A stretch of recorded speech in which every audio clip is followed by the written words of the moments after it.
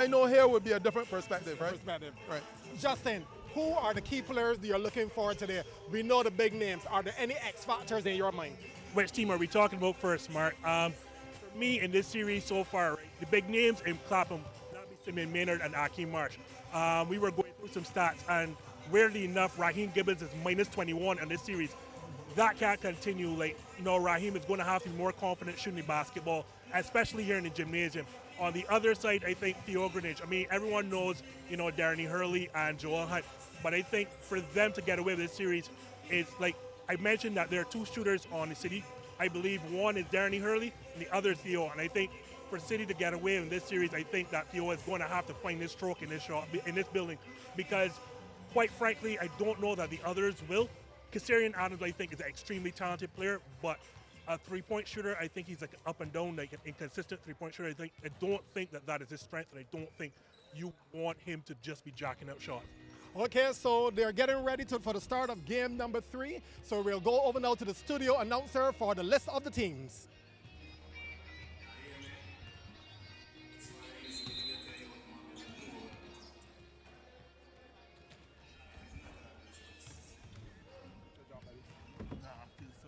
I forget all about Kassarian.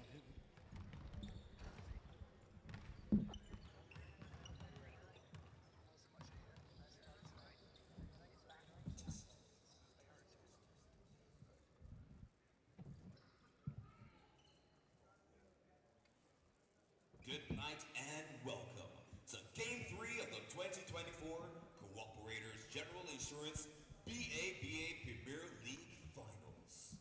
This series is deadlocked at one game apiece. One team will leave one win closer to being champions, and the other will have to fight in Game 4 to stay alive. Now, for your BABA finalists. Looking to take the winner's trophy back to Martingales Road. 246 mobile shot, City United Celtics.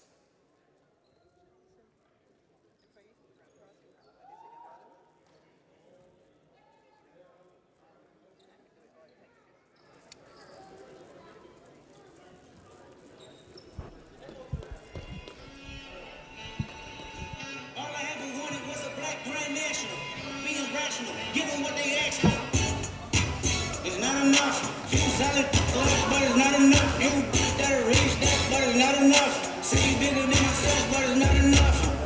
Let's get the bench mob. Number 16, Jemai White.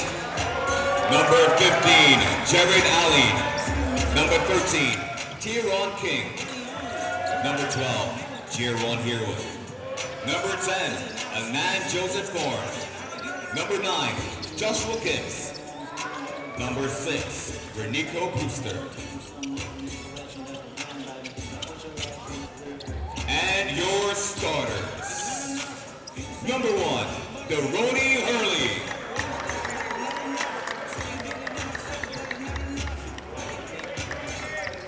Number 5, Marcali Downey.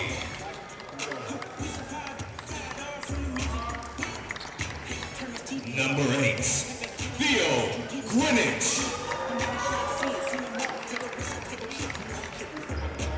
Number 11, Kassarian Adams. And your captain, number 7, Joel Hunt. Head coach is Charles Vanderpool.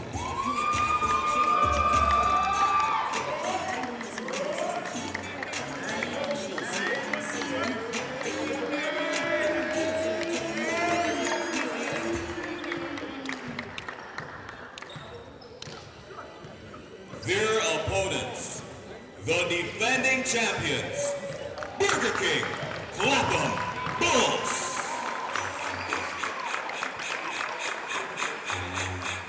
We incarnated, don't start this. Life goes on, honey, hard my baby. Let's get the bench ball. Number 2, Darion Hurley.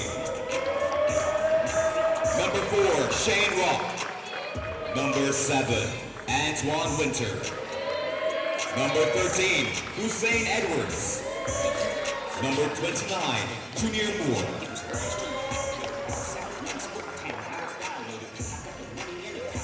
And your starters, number 24, Akeem Marsh.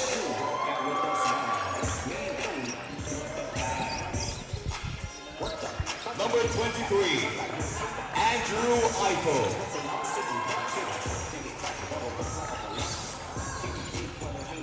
Number 11, Simeon Maynard.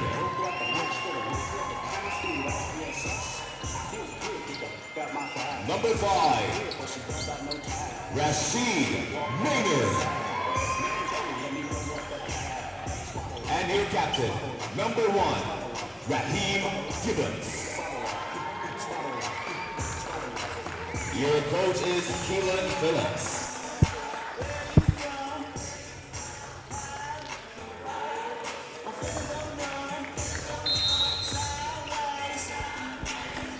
Okay, so there we had the introduction of the two teams. 246 Mobile Shop City United Celtics and Burger King Clapham Bulls. For those of you who may be seeing basketball locally for the first time, we can tell you the Bulls will be in the orange. That's their traditional colors. But we'll break first for the playing of the national anthem. Ladies and gentlemen, it's time to play ball.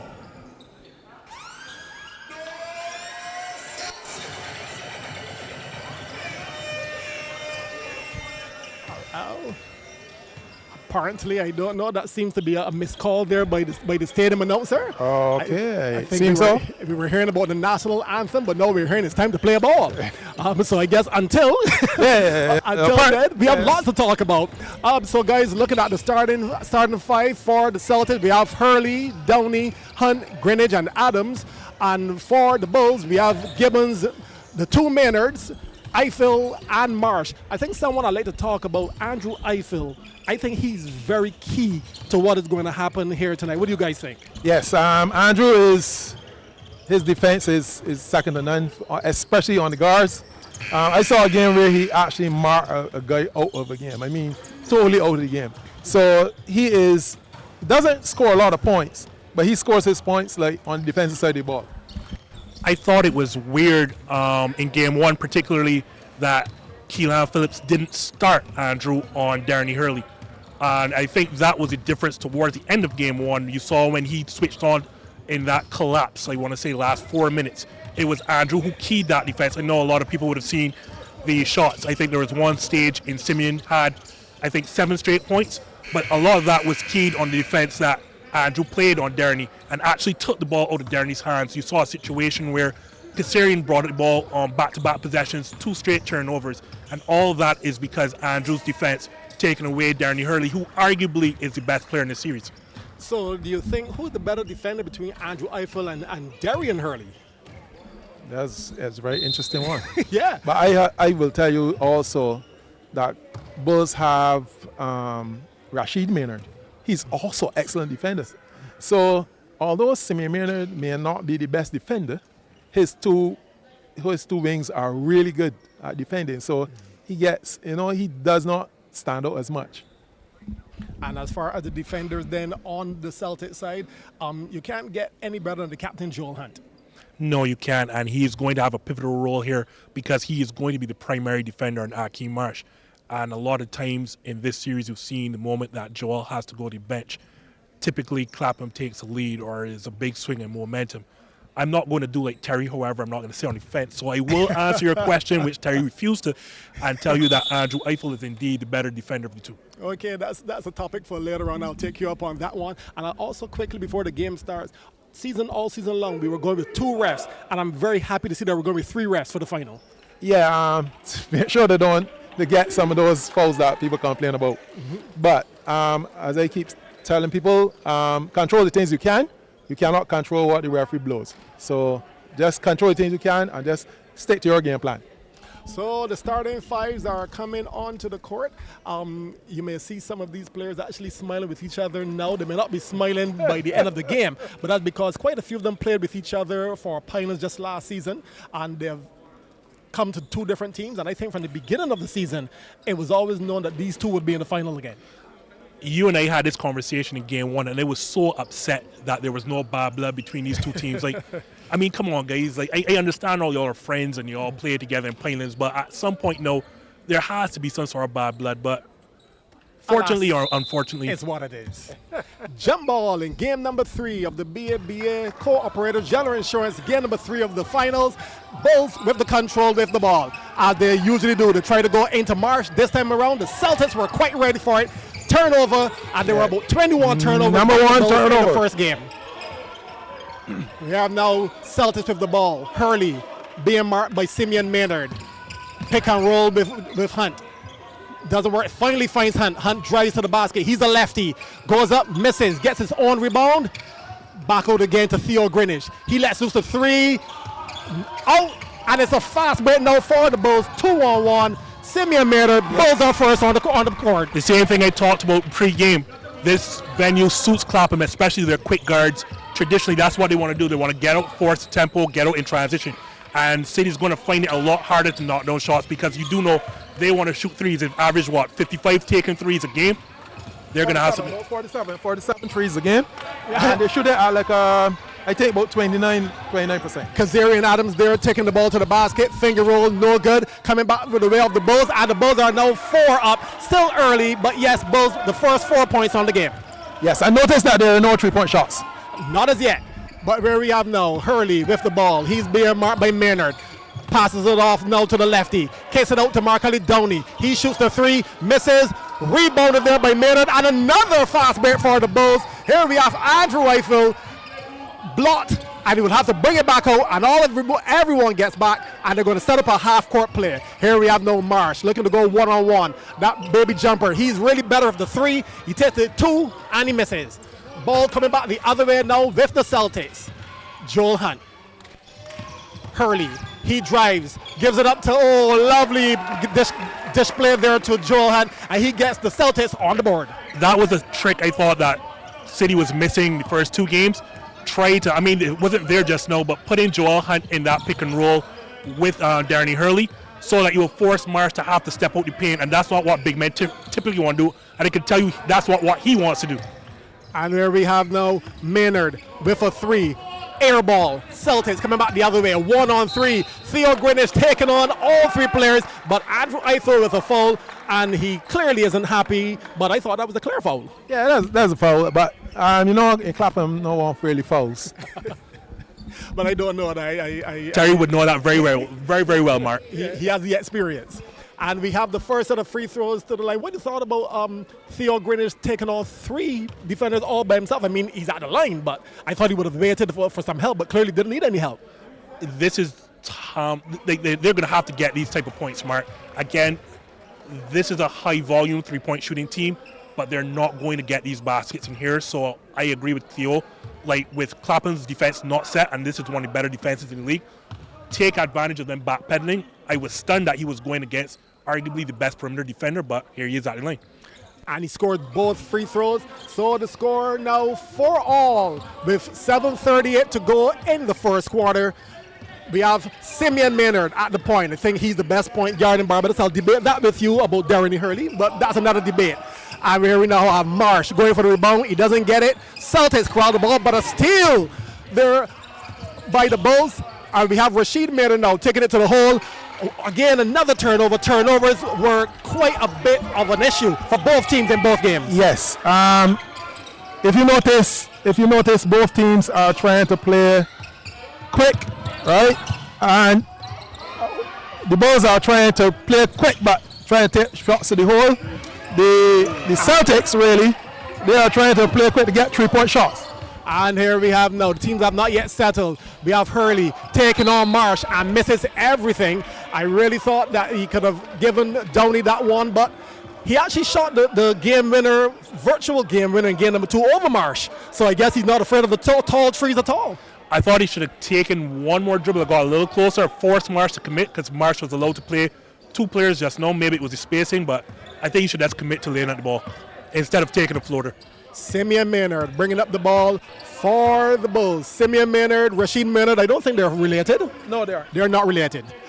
And we have now the other Maynard with the ball, finds Marsh in the middle. I think he'll take it to the hole. He does, and he scores. Marsh on the board, and that is an advantage for the Bulls.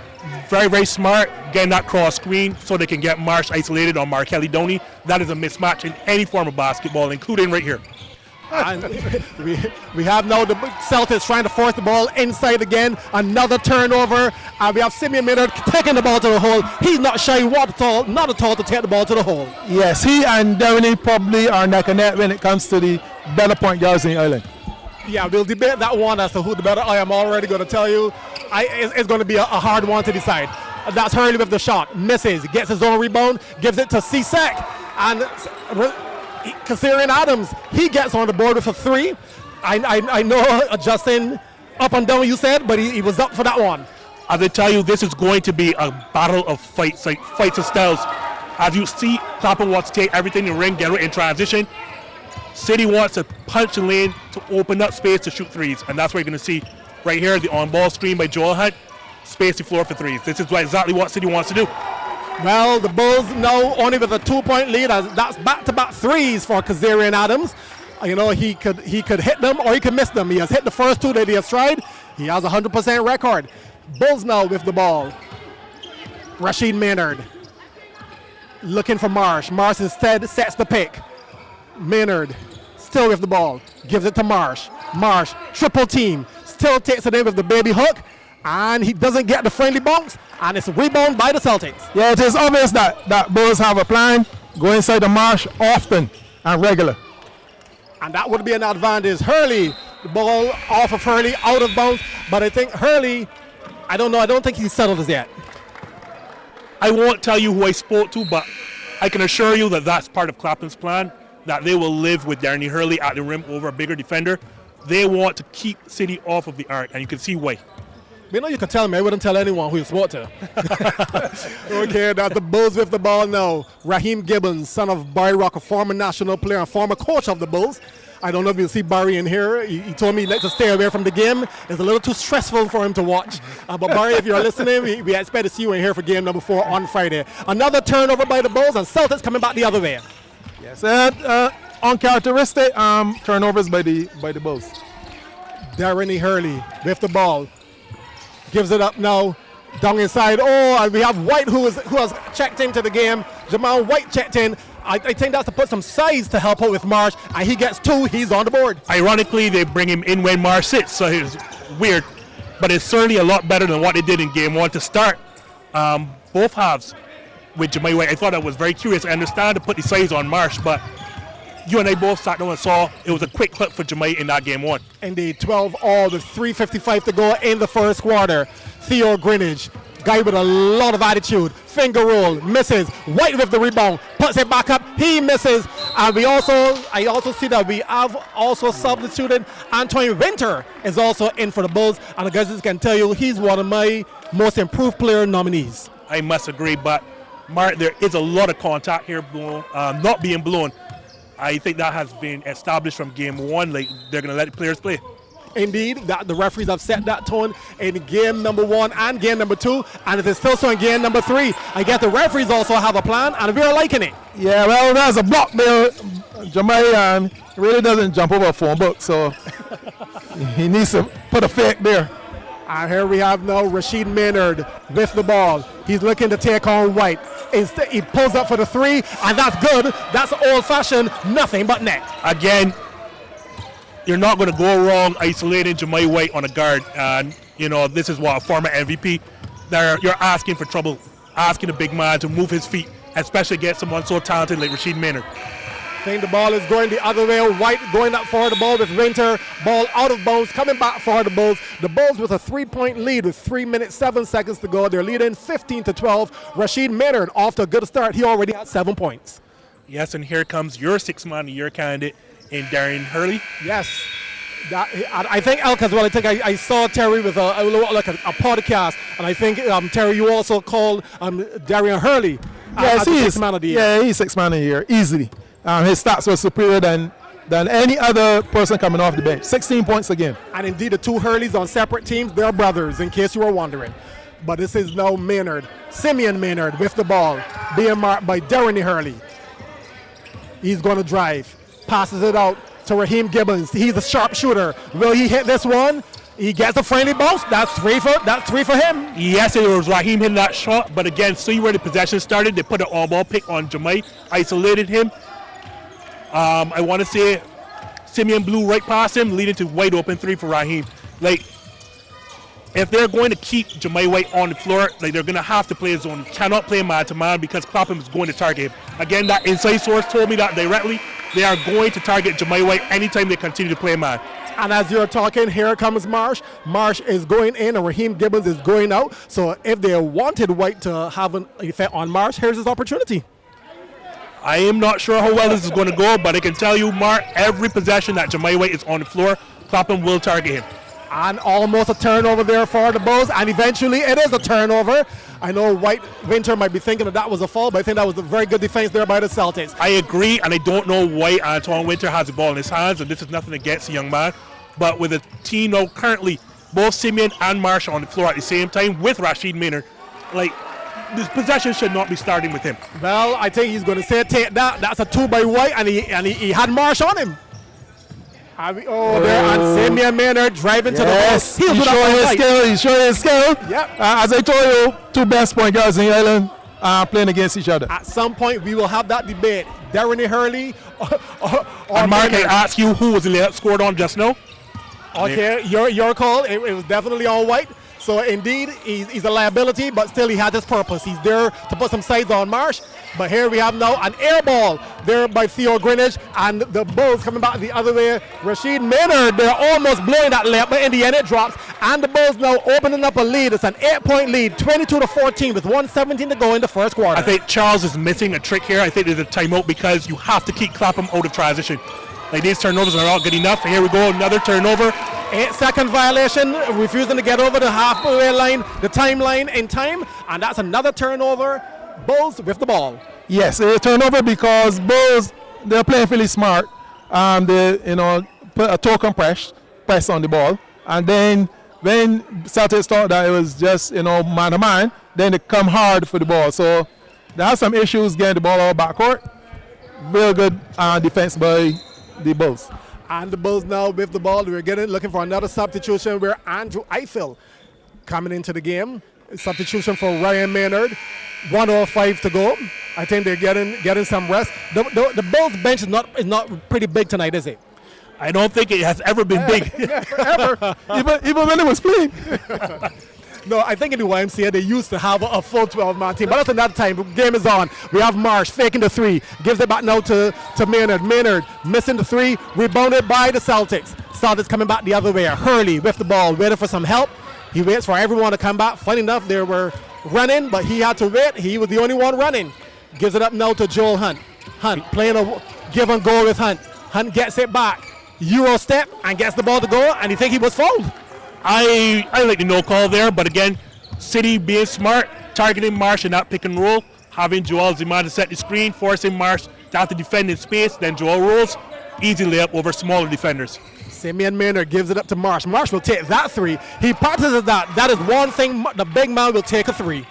I'm not sure what Charles Vanderpool is waiting on. I don't know if it's crop over, but a timeout has to be called here at some point. And we have C-Sec going to the hole.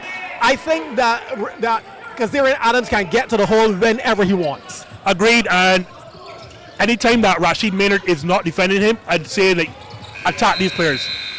And we have another turnover, but it's all for naught. That's the end of the first quarter. The Bulls with a 7-point lead, 25-18. We have 7 points. We had Rashid Maynard, the high scorer, with 7 points. We had Simeon Maynard, he has 6 points. Akeem Marsh, he also has 7 points. And for the Celtics, we have a game high 8 points, if you would say. 8 points by Kazarian Adams. So he has the high points for the first quarter. Terry Ennis is over to you. Yeah, well, it's been interesting quarter. What I would say though is that Bulls should be concerned about their number of turnovers.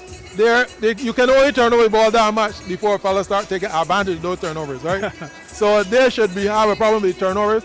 I think they're pushing the Celtics out of what they want to do, and the Celtics now have to rely on the one-on-one abilities. that is no recipe for winning because you get tired after a while, right?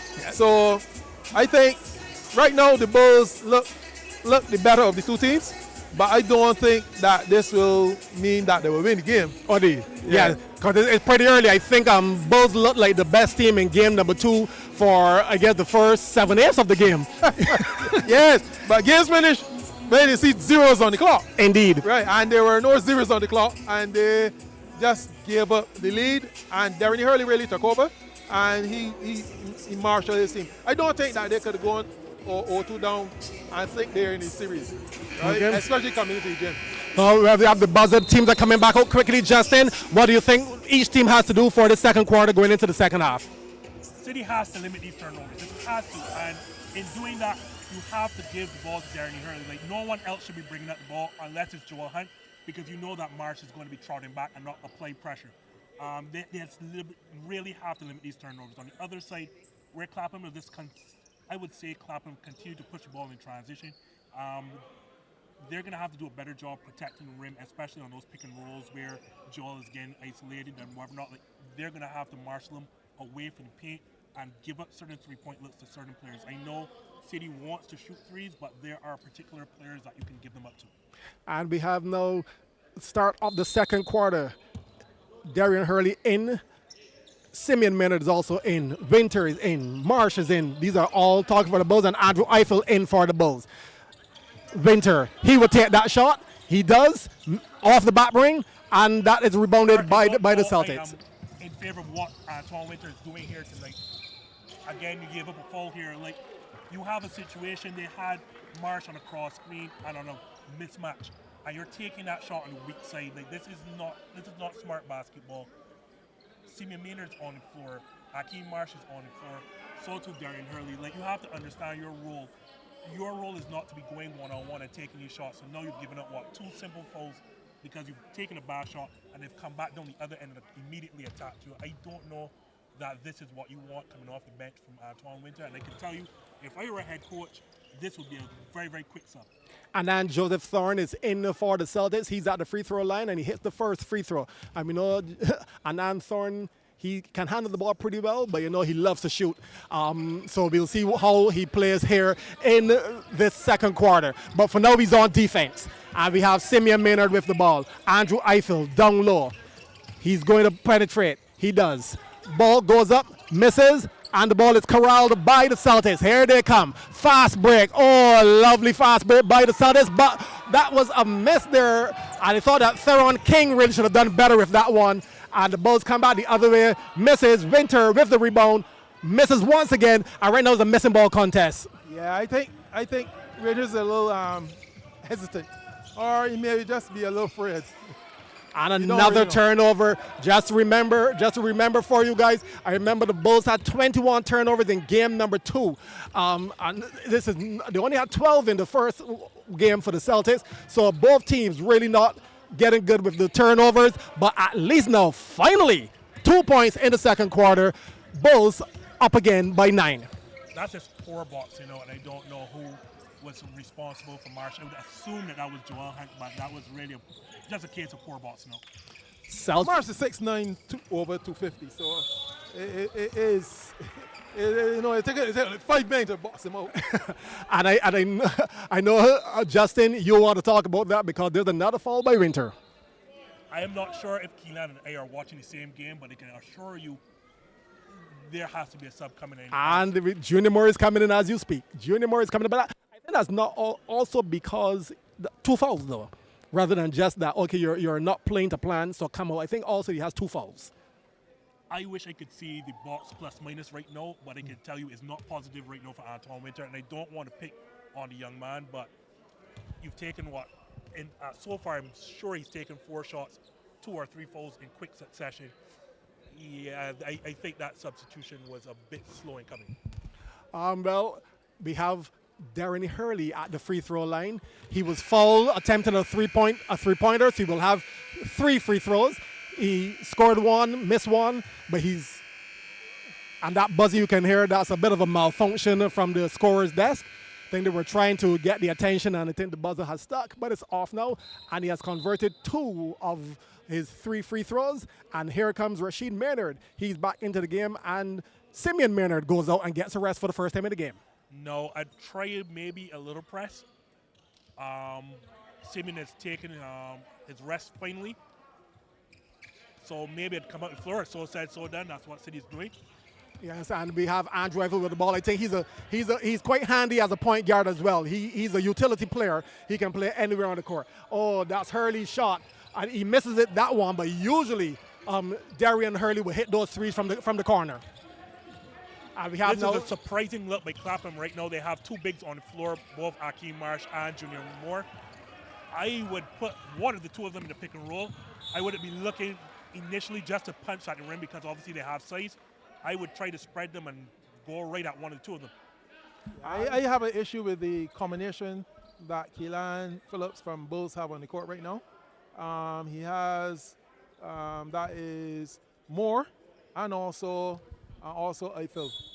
Moore, Eiffel are not offensive-minded players, so really and truly right now they only have 3 offensive people on the court. And the Bulls now with the ball. That's unlike Rashid Maynard to miss from point-blank range, but he did have a body on him. And we have Anand Thorne with the ball. Gives it a, oh, we have Theo Greenwich is also back into the game. Oh, that's a lefty, the southpaw. And he misses. He usually will hit that straight on the 3. Joel Huntwood, the captain of the Celtics. He misses that one.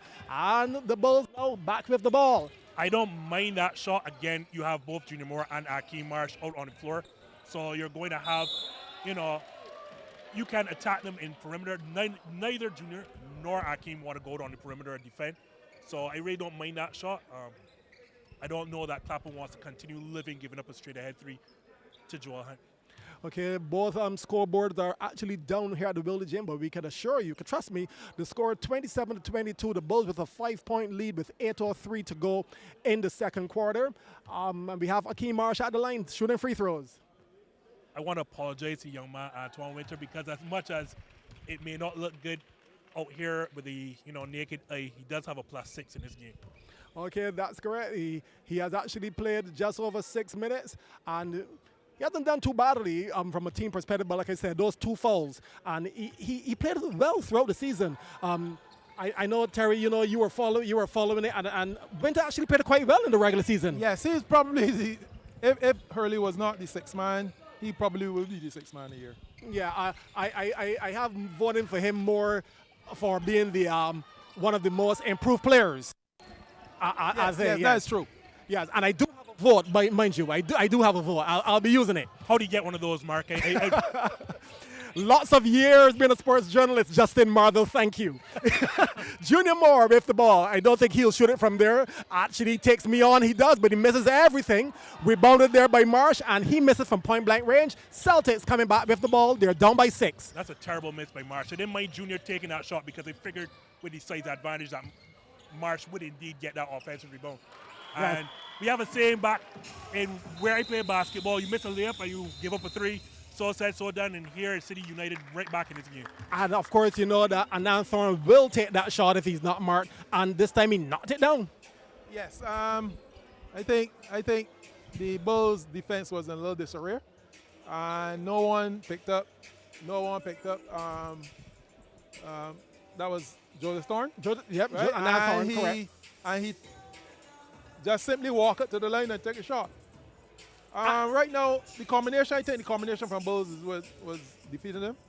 You can't have Eiffel and Junior Moore on the court at the same time, because it means that you basically don't have you only three offensive players on the court. Yeah. Right. Okay. And what has happened is that City knows that, so what they're doing now, they're taking Junior's man and double teaming the ball from Marsh. Right? And daring Junior to shoot. Yes, and tell him shoot it. Please. Yeah. And he doesn't really want to shoot it. No, he doesn't. No, right? he really so, doesn't. Obviously, he doesn't have that confidence, so when he does shoot the basketball, he's just hoping. But I think Keelan has been doing a really decent job all season, so I think he will right the ship. If not, he will come second in this game. Well, they're actually, as I said, they're actually still up by 4, just 4. 29-25 with just under 7 minutes to go in the second quarter. So actually, both teams right now can simply say it's still game on. I also want to point to that combination because Terry talked about the offensive end, but on the other end, it is not a surprise that they gave up 2 straight ahead threes. Joel just missed one, but now hit the second one, and that's again because having both Marsh and Junior Moore on the court at the same time, neither are going to want to go out there in the perimeter. They're going to want to stay in the paint where they feel more comfortable and they don't have to move their feet. Simeon Maynard, he will take that three. He usually will hit that three. He's a very good three-point shooter, and that one is good. I am shocked he isolated one of the better defenders in the league in Joel Hunt and still hit a 3 on him. Here we have now Anand Thorne taking a second three-point shot, missing this one. Theron King climbing the ladder to get that rebound. And we have Greenwich shooting again, missing once again. This time, Raheem Gibbons comes up with the rebound and immediately gives it up to Simeon Maynard to bring it up. He's marked by CSEC. See, the immediate, as soon as you take out Junior Moore and you only have one big in, now you have a better perimeter defense. Granted, Anand should probably hit that shot. And that's Rashid Maynard. That's a 3 of his own. They're getting hot. That's what we want to see. We want both teams to get hot. We want a good game. We have Anand Thorne going in, block. That's a Two lot of the of better contact. defenders. And another foul on the Celtics. Almost a 3-point player. But what do you think about Anand Thorne going up against Rashid Maynard and Marsh, 2 of the better defenders? That was not the smartest thing ever. A big guy and a really good defensive guy, and who can jump. So I think that was just. Oh, and there goes Anand Joseph Thorne. And we know why. That was a very short. And then Simeon Maynard took on 3 Celtics to get to the line. This is really strange. But he has done that all season long, though. He prides himself that he will be fouled going to the line. He has that talent. My concern there is kind of the inconsistency of the calls there. I thought there was a lot of contact on Anand's drive, and that wasn't called, which is fine. But then you had similar contact there on Simeon's drive, and then you blow that foul. So, you know, City was going to feel hard done. I'm feeling hard done here, and I don't have a rooting interest. Terry does have a rooting interest, but he's not telling anyone. Actually, Which interest is that? I was going to say, Justin, you sound like you're from Martindale's Road. Anyway, seriously, back to basketball again, where we have Hurley with the ball being marked by Simeon Maynard. He's looking for Teron King. He's looking to keep it himself. He's going to drive, gives it up to White. White drives. He's going to take that shot, misses everything, and Marsh with the rebound. Kicks out now to Rashid Maynard. He will have to hold it up. That was an attempted fast break, no break there. But Rashid looking to take on the defenders. But Yes. he's bumped out of bounds. Another foul there by White. Yes. Yeah, you can see the intention from the Bulls. Don't let them get set up, and then they will attack the weaker players, right? And Call names, Terry. yeah, White. Sorry. Yeah, and that is a foul to White again. Yeah, so sooner or later he'll be out of the game. None shooting foul. Celtics not in the penalty as yet. Rashid Maynard driving, looking for the contact, and he finally gets the contact, and he's fouled by his friend CSEC. And as you said, Justin, hey, they're friends, so no bad blood. They're going to just pick each other up and play ball. I'm so disappointed. I came home looking for, obviously you don't want any fighting, but it's too friendly, Terry. It's really too friendly. And of course, when you watch the NBA playoffs and you see how physical the playoffs are, you then say, but no, this is Barbados basketball. We're not going to get that type of NBA atmosphere in the playoffs where we get hard fouls like that. That's the 3rd missed free throw. Yeah.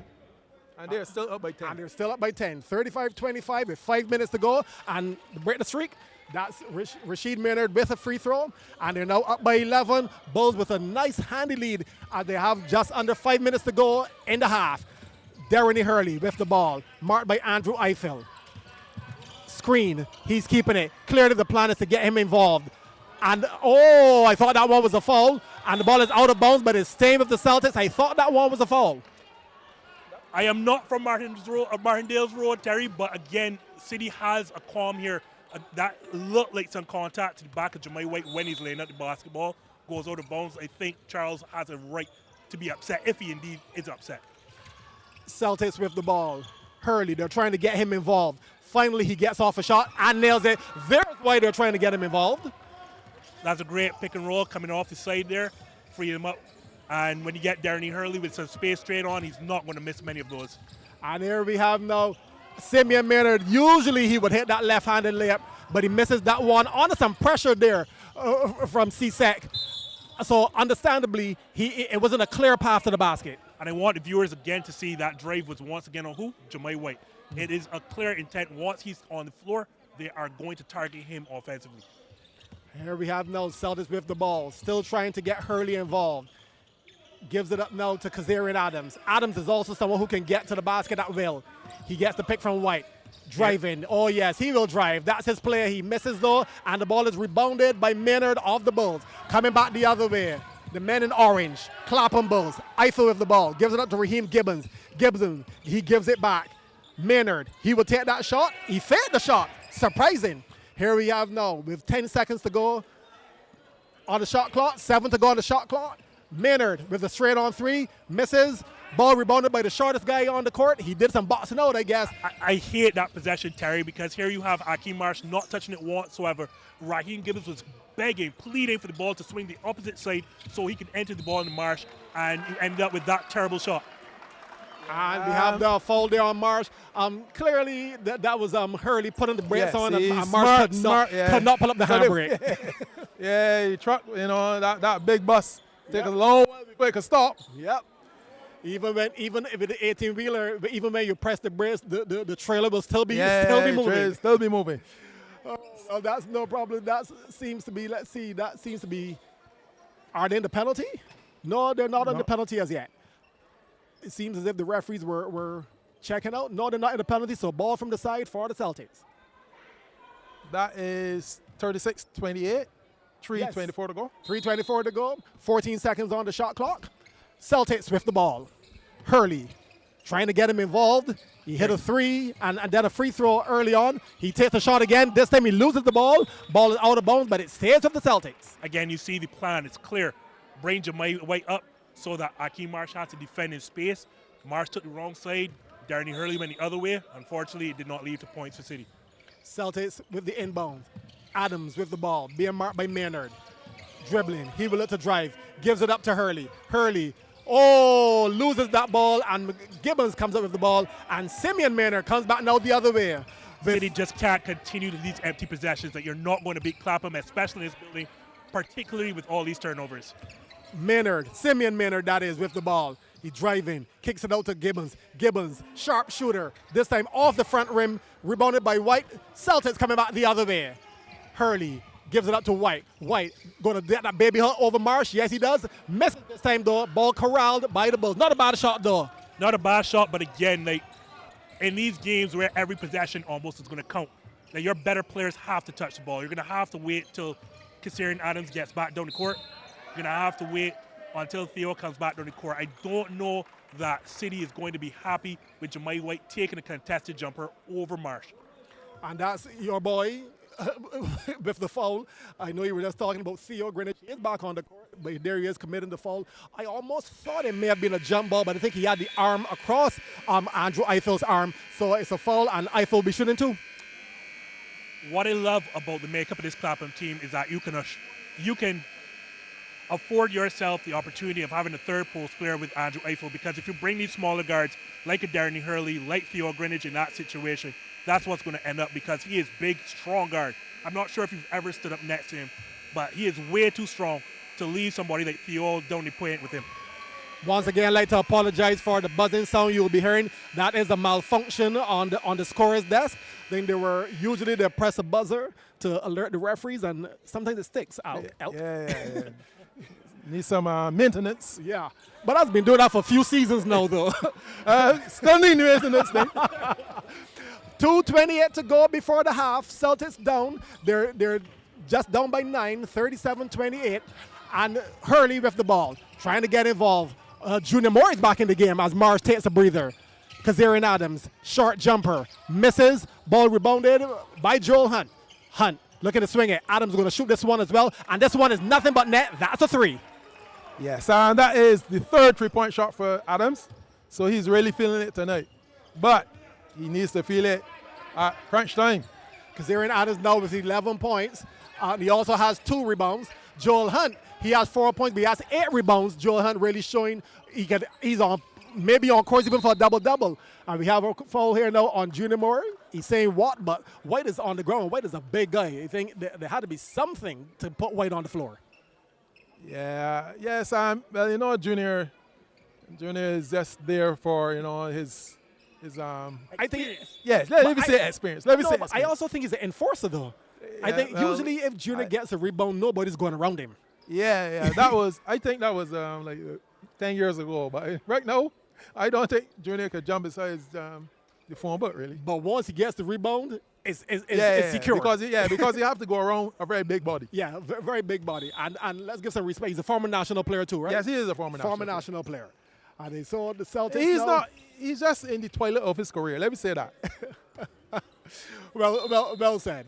Well said. And he hasn't played the entire season either. He has No, been he he has been on the roster. Yes. But he has not played for the majority of the season. Correct. Here we have now Darren Hurley with the ball. Gives it up to Adams. Adams gives it up to Hunt. Hunt in the post. Looking for someone cut in. They was looking for Adams. Didn't get him, but it's over to Theo Grinners. He takes a shot and a foul. And the foul is on. It seems like it's going to be on Adams. It's on number 11. Yeah, is that Adams? Yes, it's Adams. Indeed. And Adams, for the first time in his entire life, probably put his hand and say he fouled. Well, let's be fair. I think that very few players in any league actually owns up to a foul. Correct. Correct. So let's have a game reset here with 1:25 to go in the first half. The Bulls are leading by 7, 38-31, but they could increase that lead as Andrew Eiffel is out on the free throw line. I see no one is lining up. Maybe an intentional was called? Okay, they're now going in. They're Yes. not going in. Yeah, they're now going in for the rebound. So just a normal foul. Shooting 2, scores the first one. Andrew Eiffel, I think he's a utility player. I think sometime tonight or in another game 4, we can talk about that because he's actually a pretty good point guard in my opinion. Yes, he is. And he hits both free throws, and there's also a foul. So let's see what happened. So their points good, I believe, but still a foul. Some extracurriculars it flees from Darren Hurley. No, it seems to be Winter. Winter, he yes, has his yes. third foul there? Yeah, I think that would be his third foul, but I think the free throw would still be good. So, yeah, that's unfortunate, but that's a third foul with him, and basically just over a minute to go. And this is not the NBA. Remember, you do not get a 6th foul. Once you get 5, you're out of there. Yeah. So he has 3 fouls in the first half. I know it's only a few seconds to go, but I would still get him out of there. What do you think, Elk? I would. Yes, I would, because you can need his production come second half, because Marsh, although he's one of the top players in Ireland, he's not 26. No, right? He's on the other side of 35, so he needs that rest. So and Winter could really spell him, but I don't think he's having a really good game tonight. Van Winter is on the bench, and Simeon Maynard is back into the game. But as I said, let's compliment him. He had a good regular season. Just somehow he's not getting it so far in the playoffs. First free throw scored by CSEC. At the end of the day, though, this is the biggest stage in local basketball, so you can excuse a young man. I think he has to understand his role within his Clapham team. Like, your shots are going to come, but you're going to come off of weak side rotation. Like, wait for the defensives to load up against Simeon, wait for them to load up against Rashid.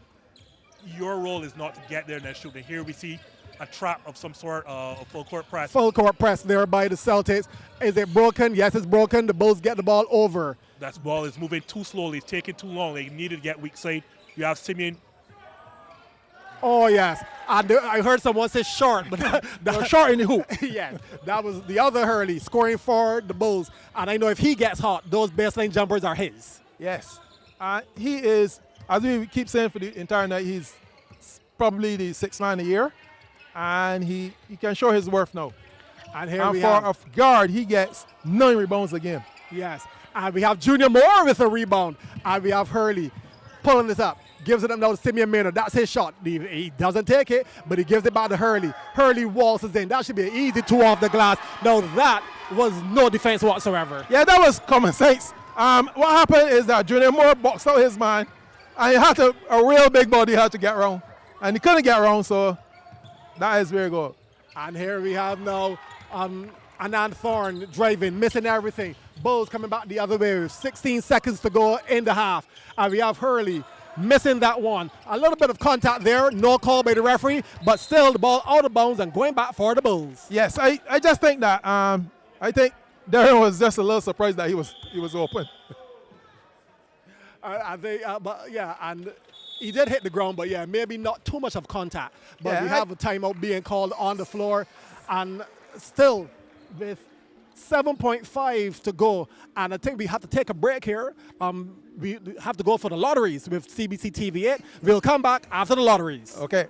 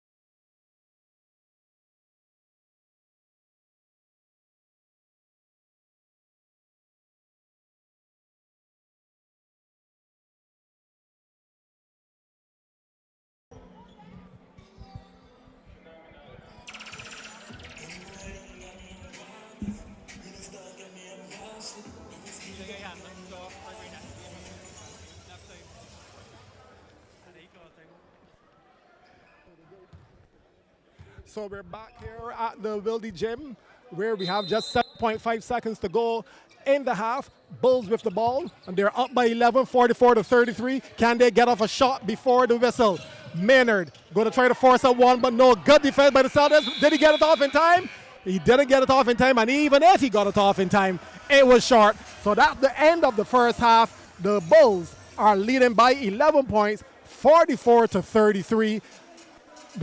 It's a good first half, but still lots to talk about where negative things were happening as well. I will say, Mark, City is fortunate not to be down 20 here. And going into the second half, it can't be a situation of equal opportunity offense anymore.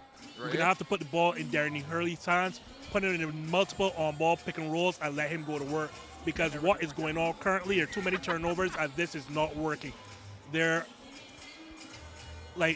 I understand that their offense is just try to get as many open three-pointers as possible, but you're going to have to get Darren to get in the middle of the paint. I'm and here attack from with there. Let's go to Terry. This is Keelan Phillips. Keelan, what did you see in the first half that you liked and what you didn't like? I like our defensive pressure in terms of the rotations. I also like how we execute our offense in terms of getting the ball inside. We have Marsh.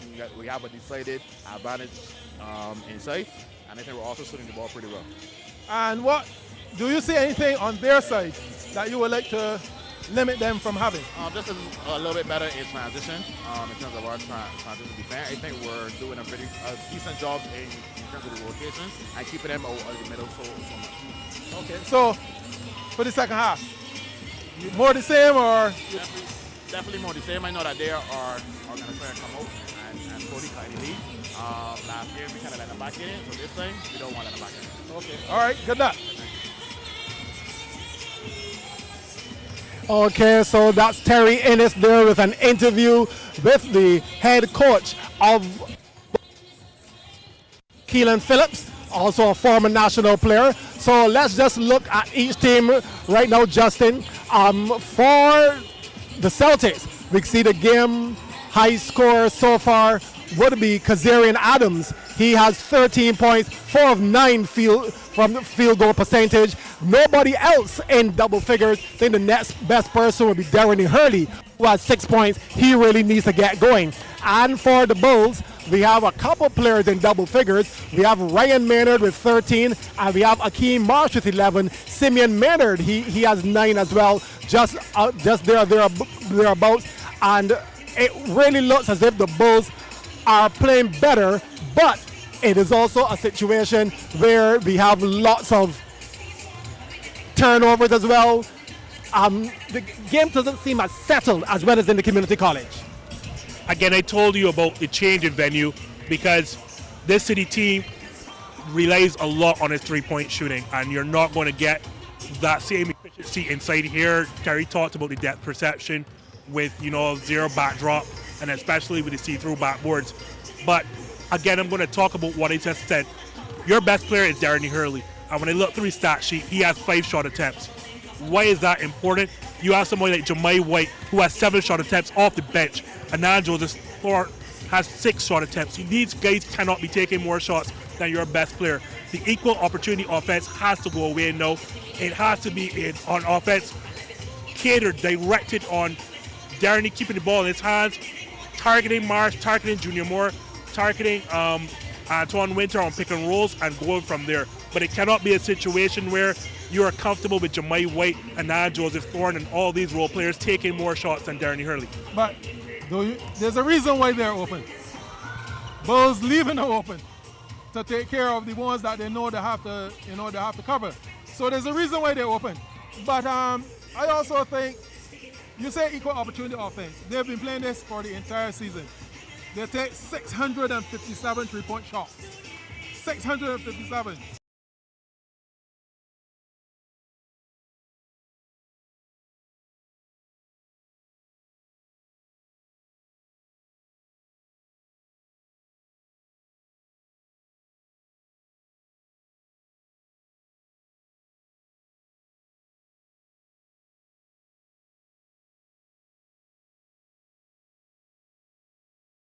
People that shooting 30% in BCC, usually percentage goes down, and then you see people shooting 20%.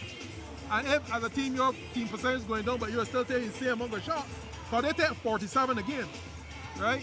So if you're still taking the amount of shots, then that that is not going to spell success. The other thing is that a long shot gets a long rebound, and then you have to get by a transition. And Bulls is a very good transition team. So you see, it is. I think Coach Vanderpool will make the change. I don't expect that Bulls will run away with this game. This game is going to be close. It's going to tighten up, and I think Hurley Derny will take over when he has to take over. Right now, he doesn't really have to take over. He will take over when he has to and try to get them over the hump. But as I said, he can't leave it too late and he can't let it get too far away. I don't know, Terry. I think he's going to have to come out to start the third quarter like a maniac, simply because you touched on it. The more three-pointers you take, the longer rebounds, and the longer rebounds are going to turn into transition points. No team in basketball is better at turning long rebounds into fast break points than Clapham. Not just this Clapham team, but traditionally, they cannot continue to live with this because you think that this is going to be close. If this starts within the first 5 minutes doing the same thing, I'm telling you, Clapham is going to run them out of the gym. As I said, I told Mark before, they're fortunate not to be down 20 because Clapham has missed some easy layups. Before Marsh missed a couple putbacks, Junior missed one, and there are some missed free throws that you were talking about. If Clapham converts this, we're talking about a blowout. This cannot come. Like, I'm telling you, Derny is going to have to put his foot down at the start for the first 5 minutes of this quarter, or this is going to turn into a very, very quick rout. What about Kazarian Adams? I think a lot of support needs to come from him as well. I think when you look at the regular season, also a national player. You were talking about the last time we had a national team.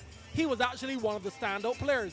Also Hurley, but Kazarian Adams, I think, also had to decide for himself, you know what? If Hurley is not getting off, I need to get off. Because when you look at the other players, okay, people, you talk about Theo Greenwich. I think Theo he will give you his average 10, 11 points. But like you were saying, in cricket, you will live with a guy who's going to give you 20, but who can make the 50? Who's going to score the 100? Yeah. Because you will live with the guy who will give you 20. Yeah. I still think that Kazarian Adams also has to get going. And like you said, in this big stage, this is not the friendly community college. Yes. This is big time Wildy Gym, where you look around and at community college you only have people on the left and the right. Yeah. Here you have people wherever you go, people are shouting at you. Yeah. Hey, you playing bare foolishness. Why you don't shoot the ball and all that? So and that's the other thing now where we like to say the sixth man, the Celtics crowd, the Bulls crowd. Where are they?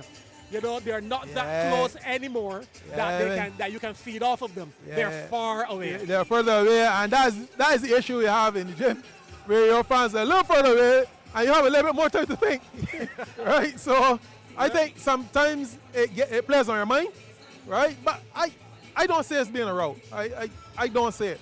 I'm not saying that Celtics can come back and win. What I'm saying, though, I don't see it as a rout. I think that Celtics will make the changes they have to make, and do what they're supposed to do. I think Bulls could have put away this game already because they could be up by 25, right? However, if you keep the people in it, then don't expect that they're going to keep out of it, right? Yeah, because if you look at some stats here, the Bulls, I'm not certain unless you have to define what a turnover is, but they have the Bulls only committing 4 turnovers so far, and the Celtics 6. I guess I will have to get a definition on what a turnover is, because I thought I saw much more than 10 turnovers. I for sure saw a lot more, especially on City, and that's why, again, you're going to have to, I know y'all are between minds, whether it's Simeon, whether it's Derny. We know Derny is a top 2-point guard in this country for sure, and the ball has to stay in his hands. For those turnovers you're talking about, which Clapham is turning into transition points, and to get this offense going. You mentioned Theo Greenwich, who you asked me earlier, that was my X factor. He gets going when they can collapse the paint, get that ball weak side, get the ball moving quickly, and you can get open shots, whether in the corner or from the wing. That happens by putting the ball in Derny Hurley's hand. Me personally, I think Kazarian Adams is playing well. I don't know what more you're going to ask him to do. He has Kazarian Adams, yes, he has played 18 minutes and he has field goals 4 of 9. 4 of 9 field goals for 13 points. Right, he has 13 points. He's playing up against a good defender in Rashid Maynard, and I think he's really playing well. It really goes, the spark plug, the engine is Darren Hurley, and the ball has to go in his hands. We saw at the end of game 1, when City was up 9, where did the fall apart come? When Andrew switched on to Darren, he took the ball out of his hands, and then the turnovers came there. It is no surprise that this team does not play well, or this team finds itself in holes when they go away from Darren Hurley. He is going to have to put his foot in this game. And as I said, the first 5 minutes, because anything less, this is going to go into a quick blowout. Okay, well, we have the reset now where we're about to have the start of the second half. Bulls up by 11, 44-33. Celtics with the ball, though. And we have Hurley with the ball. Let's see what he will do. He gives it up to Adams. Adams back to Hurley. Adams, 1-2 game between these two. Adams finds Downey on the wing. He misses. Ball rebounded by Raheem Gibbons. Ball coming back for the Bulls. Yes, this is Simeon Maynard with the ball. He's being marked by Downey. Look like a pick and roll for Marsh. He gets through. This should be an easy shot now for Rashid Maynard. Ooh, off the front rim. Marsh with the rebound, but he's fouled there by Joel Hunt. yes, that was a breakdown on the defense, and it was an open shot by Rashid Maynard, but he missed. And Marsh with that big body went in and got the rebound. And Marsh I think now, Marsh is going to give them a lot of problems for a long, long time. indeed, Marsh is at the free throw line. First free throw is good. You saw the difference in possessions. Early, City did not find Marsh to attack on the offensive end. Clapham did not make that mistake, though. On the opposite end, they put Markelly Downey in a pick and roll. And here you have Marsh getting an easy offensive rebound at the lane. And he hits both free throws. So the Bulls have increased their lead. Still early days yet. Just remind you, this is only now the third quarter. 9 minutes, 20 seconds to go in the third quarter. Joel Hunt with the ball. Finds Markelly Downey down low. And that's an easy 2 for the Celtics. I like what they did there. Put somebody there at the free throw line and make it easy. As we have a saying, Terry will tell you, inside, weak side, and there's points. Simple here again. Simple there again. Find Penetration. Markelly Downey, attack him with a pick and roll, and this is what's going to happen. Like, Clapham is so intentional in what they're doing offensively, and it does not feel like City's doing the same thing. And here comes that man, Hurley, driving to the basket, beating the defense, getting there, easy layup. And that's 2 more points to the Celtics. But trading baskets right now is not what needs to be done. They really need to get going. And I want to talk about this. This is what also happened in the fourth quarter of game number 2, where the Celtics are double teaming Simeon Maynard to get the ball out of his hands. Because they do the same thing that when Simeon goes out the game, Clapham lose their way sometimes. And Simeon, we could debate it, but Simeon is not far behind Darren, if he is behind him at all. There you go. And we have the Bulls with the ball. Maynard double teamed. Finds Marsh. Marsh will take that straight away 3. He usually takes that 3, misses this one. Ball coming back the other, but that's traveling there by Cisak. He looks at the referee, but that's traveling. What did I tell you, Mark? Where is Darren Hurley? Why is he all the way up the floor? Like, I am against this. Like, he has to come back for the basketball. This is what led to one meltdown. Kazarian Adams is the one who had those back-to-back turnovers trying to bring the ball back up the court. I don't know why they're consistent with this. You have the country's best point guard on the island. And there we have Rashid Maynard. We always talking about other players that get hot, but if Rashid Maynard gets hot, that could spell a lot of trouble for the Celtics. But I am not a fan of this. You're going to pick and roll, and you're using Kazarian as a screener.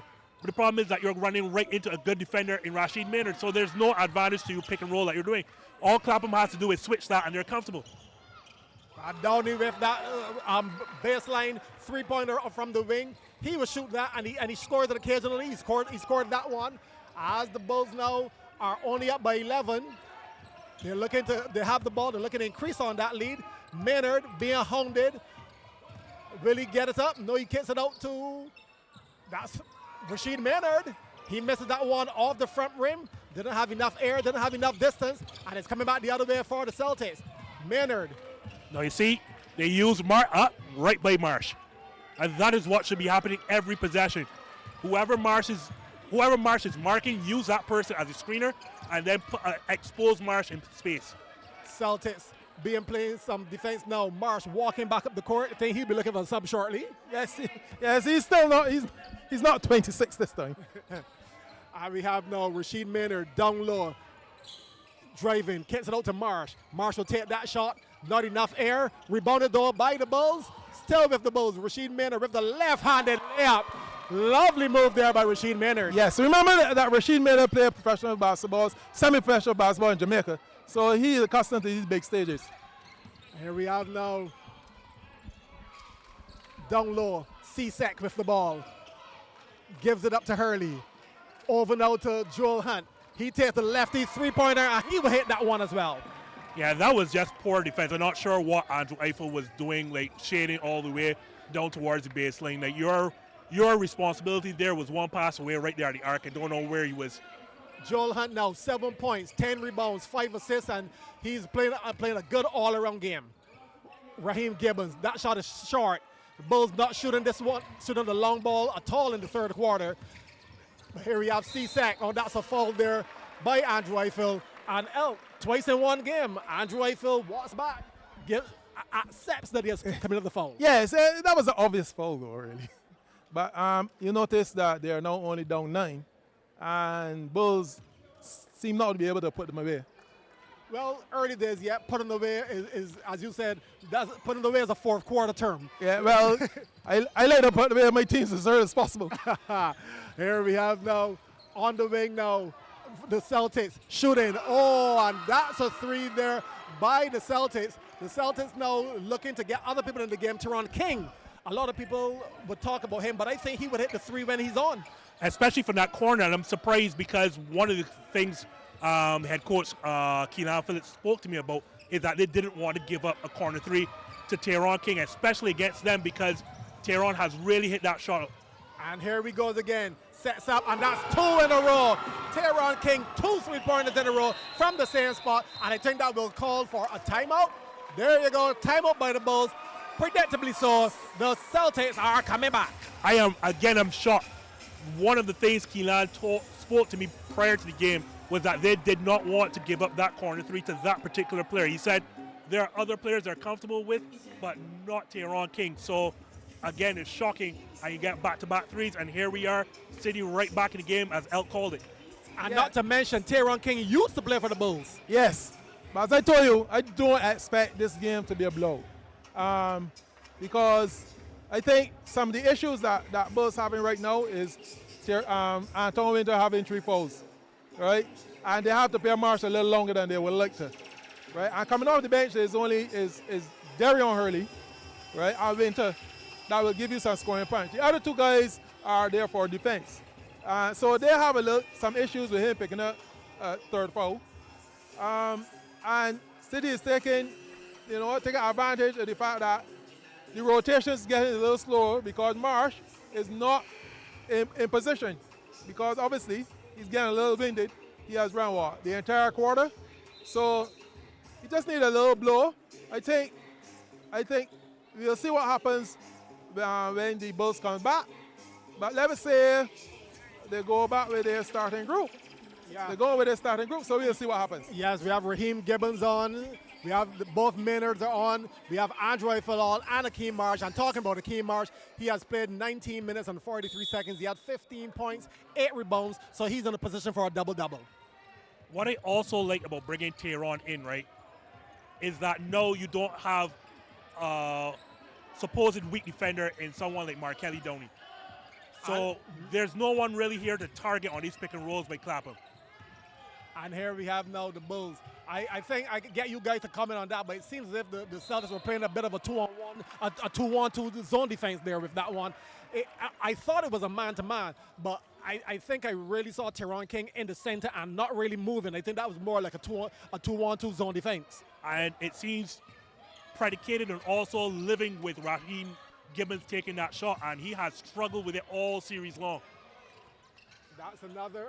Oh, that's climbing the ladder. Rashid Maynard did for that rebound, and they actually gave up another three to Joel Hunt. I think that's ill-advised Well, he missed. So on that so occasion. everybody, they will be vindicated. But I don't think is a good idea going forward. No. I think Joel Hunt is also in the line for double-double. He has 7 points and 11 boards. So he is also having a good all-around game. And he's yet to really stamp his authority on the offensive end. Here we have now Andrew Eiffel driving, gives the ball to Marsh. Marsh gets the ball down low. That's a play that they worked all in the first half, and now for the first time in the second half, they've done it again. Yeah, I think the Bulls will go back to what got them the lead, and let's see if it works. And the Bulls, 4 minutes to go in the third quarter.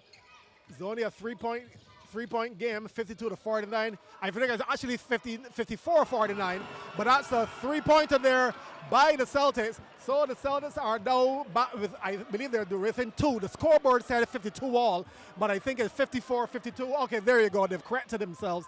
54-52. The Bulls, first they were leading by double digits. Now they're only up by 2. I think Clapham is going to have to try to change to matchup zone 3-2 because this is not going to work. If they're going to continue to stay in man, again, I told you what City is going to try to do is going to get to the middle of the paint and then collapse it.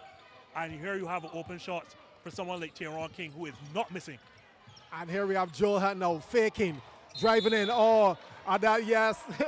Andrew Eiffel there, he got ball, but I think he also got some wrist. A lot of risk there. Yeah, I think Keelan Phillips is missing a trick here. At some stage, you're going to have to try a matchup zone. One, because Darnay is starting to break you down the middle of your defense. But more importantly, you do not want Marsh out on the perimeter, especially in space. It is not a shocker like Tyrone King now has 3 wide open threes. That is not what you want. You want Marsh around the paint, and if one of your 3-4 guards out on the perimeter defending that. So I would tell Keelan to come out of this man-to-man, try a 3-2 matchup zone, because right now, Darnay is feasting on the man-to-man defense. Joel Hunt is at the free throw line. We like to call it the charity line. It's free. He doesn't take the freeness. Yeah. Some people don't like to take them in the free. They like to be expensive. Yeah, that's a free one. I just talking about Tyrone King. He has only played just under 9 minutes, but he has 3 3-pointers for his 9 points, and he also has 3 boards. So productivity high for Tyrone King. Yes. Tyrone is a fellow who gives you his all, right? He gives you his all, and he does it every time. He doesn't do it sometimes. And the Bulls break the full court zone there easily for an easy 2. Yes, because Marsh is the tallest person on the court, so get him and he passed right over the defense. And we have now the Celtics with the ball with Hurley. Hurley being marked by his brother, so brother on brother. And we don't want him to get hot, do we now? That's Theo. He could get hot, and if he does, the Celtics can actually take a lead in this one. But right now they're still down by 2. Maynard gives it up to Marsh. Marsh thought about it, gives it back up to Maynard. Maynard head fake, gives it up to Eiffel. He usually doesn't take that shot. He did on this occasion, and the Celtics will live with that. Yeah, yes, they would live with him shooting all day long. And we have now C-Sec with the ball. Kazarian Adams, national player, being marked by a professional player. Gives it out to Joe Hunt, and that's going to be a foul. And the Celtics can actually now take the lead. Look now at the impact Tyrone King has, because I know people will say he didn't touch the ball, but because of those 3 threes, Marsh now can't leave the corner, leaving that paint wide open for Joel Hunt layup. Hence why I told you Clapham needs to go to a 3-2 zone and make sure that Marsh does not leave the paint. Let one of those 3-4 guards on the court worry about Tyrone King and those 3-pointers, because right now City is exploiting this man-to-man defense. Joe Hunt also very good with the and ones. He usually converts when he's fouled down low, and he does convert the free throw as well. The Celtics are up 59-58. And we have now the Bulls with the ball. Rashid Maynard. They've backed off the full court press. Here we have now Eiffel with the ball down low. Tried to get it into Hurley. Ill-advised. Ball stolen. Coming back the other way now, the Celtics. Gives it up now to the down low. We had Kazarian Adams. And the Celtics now on a little bit of a run. They're now up by 3. Bulls, and we have now a foul by Rashid Maynard. So now the Celtics are in the ascendancy. Yep. Again, this space in Teron King has been a godsend. I was shocked that he didn't get more minutes between game 1 and game 2. But right now, Clapham has no idea what to do defensively. And we have now Celtics with the ball. Hurley being marked by Maynard. Gives it up now to Hunt. Teron King, ball through his hand, but still get back the ball to Celtics. Euro step, misses, rebounding, and then we're off to the races. Fast break, and we have the whistle blowing. What is the foul? And we have a foul off the ball, and that is a foul on the Bulls. Everything going Celtics way right now. Yeah, that's a bad foul there by Darian Hurley. Like, you're not involved in the play. Just let Andrew Eiffel go and lay at the basketball. Don't get involved in the off-ball play that you know took points off the board. That's terrible. Well, actually, he missed the layup. I think he wrestled and he just went through. He wrestled and he just went through the motions. Okay then, because I was there saying that he missed the layup nonetheless. But game reset, and we have the Celtics now with a lead 61-58, and they have the ball. So they're ending the third quarter really on a run. I think the Bulls will actually have to do some rethinking at the end of the third quarter. But right now, still lots of basketball to play before that time. Celtics with the ball. Kazarian Adams inside. Baby hook, and the Celtics, oh, their run continues. They're now up by 5. A big turnaround. We'll see how Bulls respond. And we have now Rasheed Maynard trying to get the ball into Marsh. Manages to get it in. Marsh down low. Misses from point blank range. And the rebound by the Celtics. Here they come. Celtics with the run. Kazarian Adams going. And the ball stolen but out of bounds. Good defense by Ryan Maynard, at least to stop the 2. Yeah. Maynard, Rasheed is doing yeoman service. But I also think that the Bulls they're in disarray and they really need to take stock. Because I think the problem is now they don't know exactly what to do. And we have now Celtics with the ball. And a steal there by Rasheed Maynard. He's going to waltz in for the easy left-hand layup. And he's pulled up, looking for the foul. No foul. Let's keep going. With only 45 seconds to go. And we have Theo Greenidge hitting the 3. Although they had the run stop, they're still hot. Celtics looking really good. And we have another steal here by the Celtics.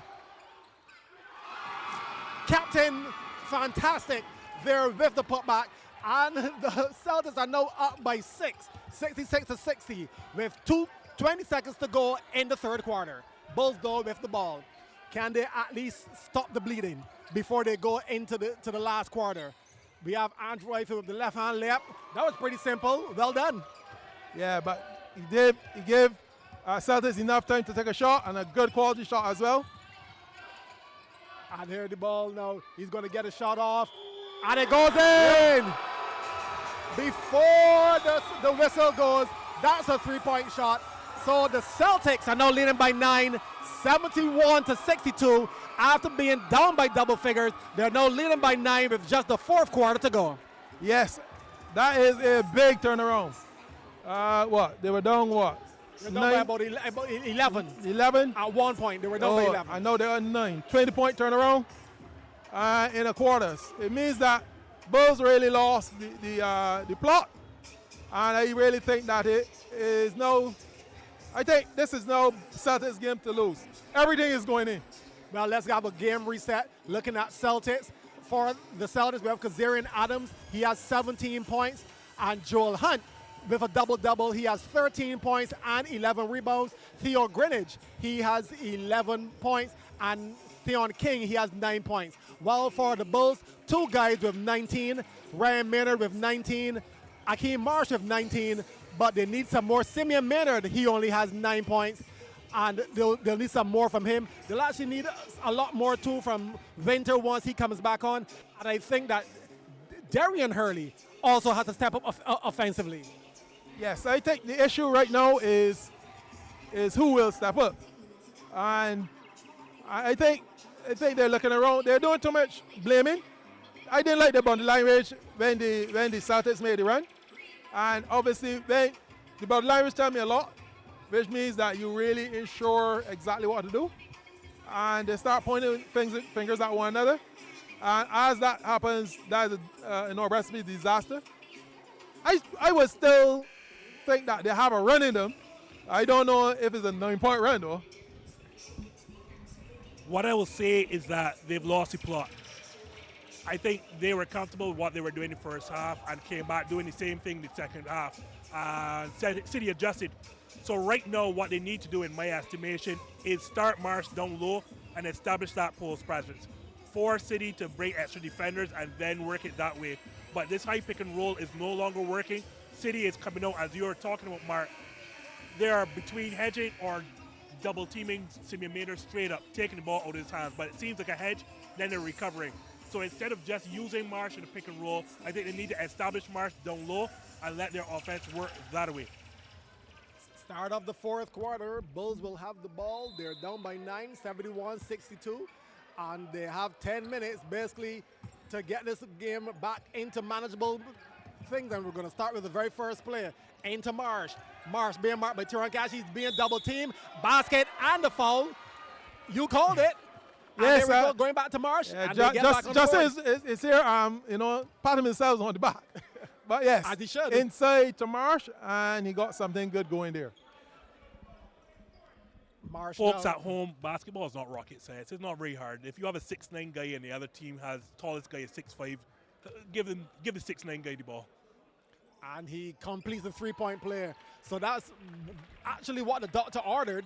Bulls starting on the very first play, getting 3 back, but they're still down by 6, 71-65. Celtics with the ball. Darren Hurley with the ball. Looking for the play to develop. Who will he look for? Finds the captain. He takes that jumper, and that's another three-pointer.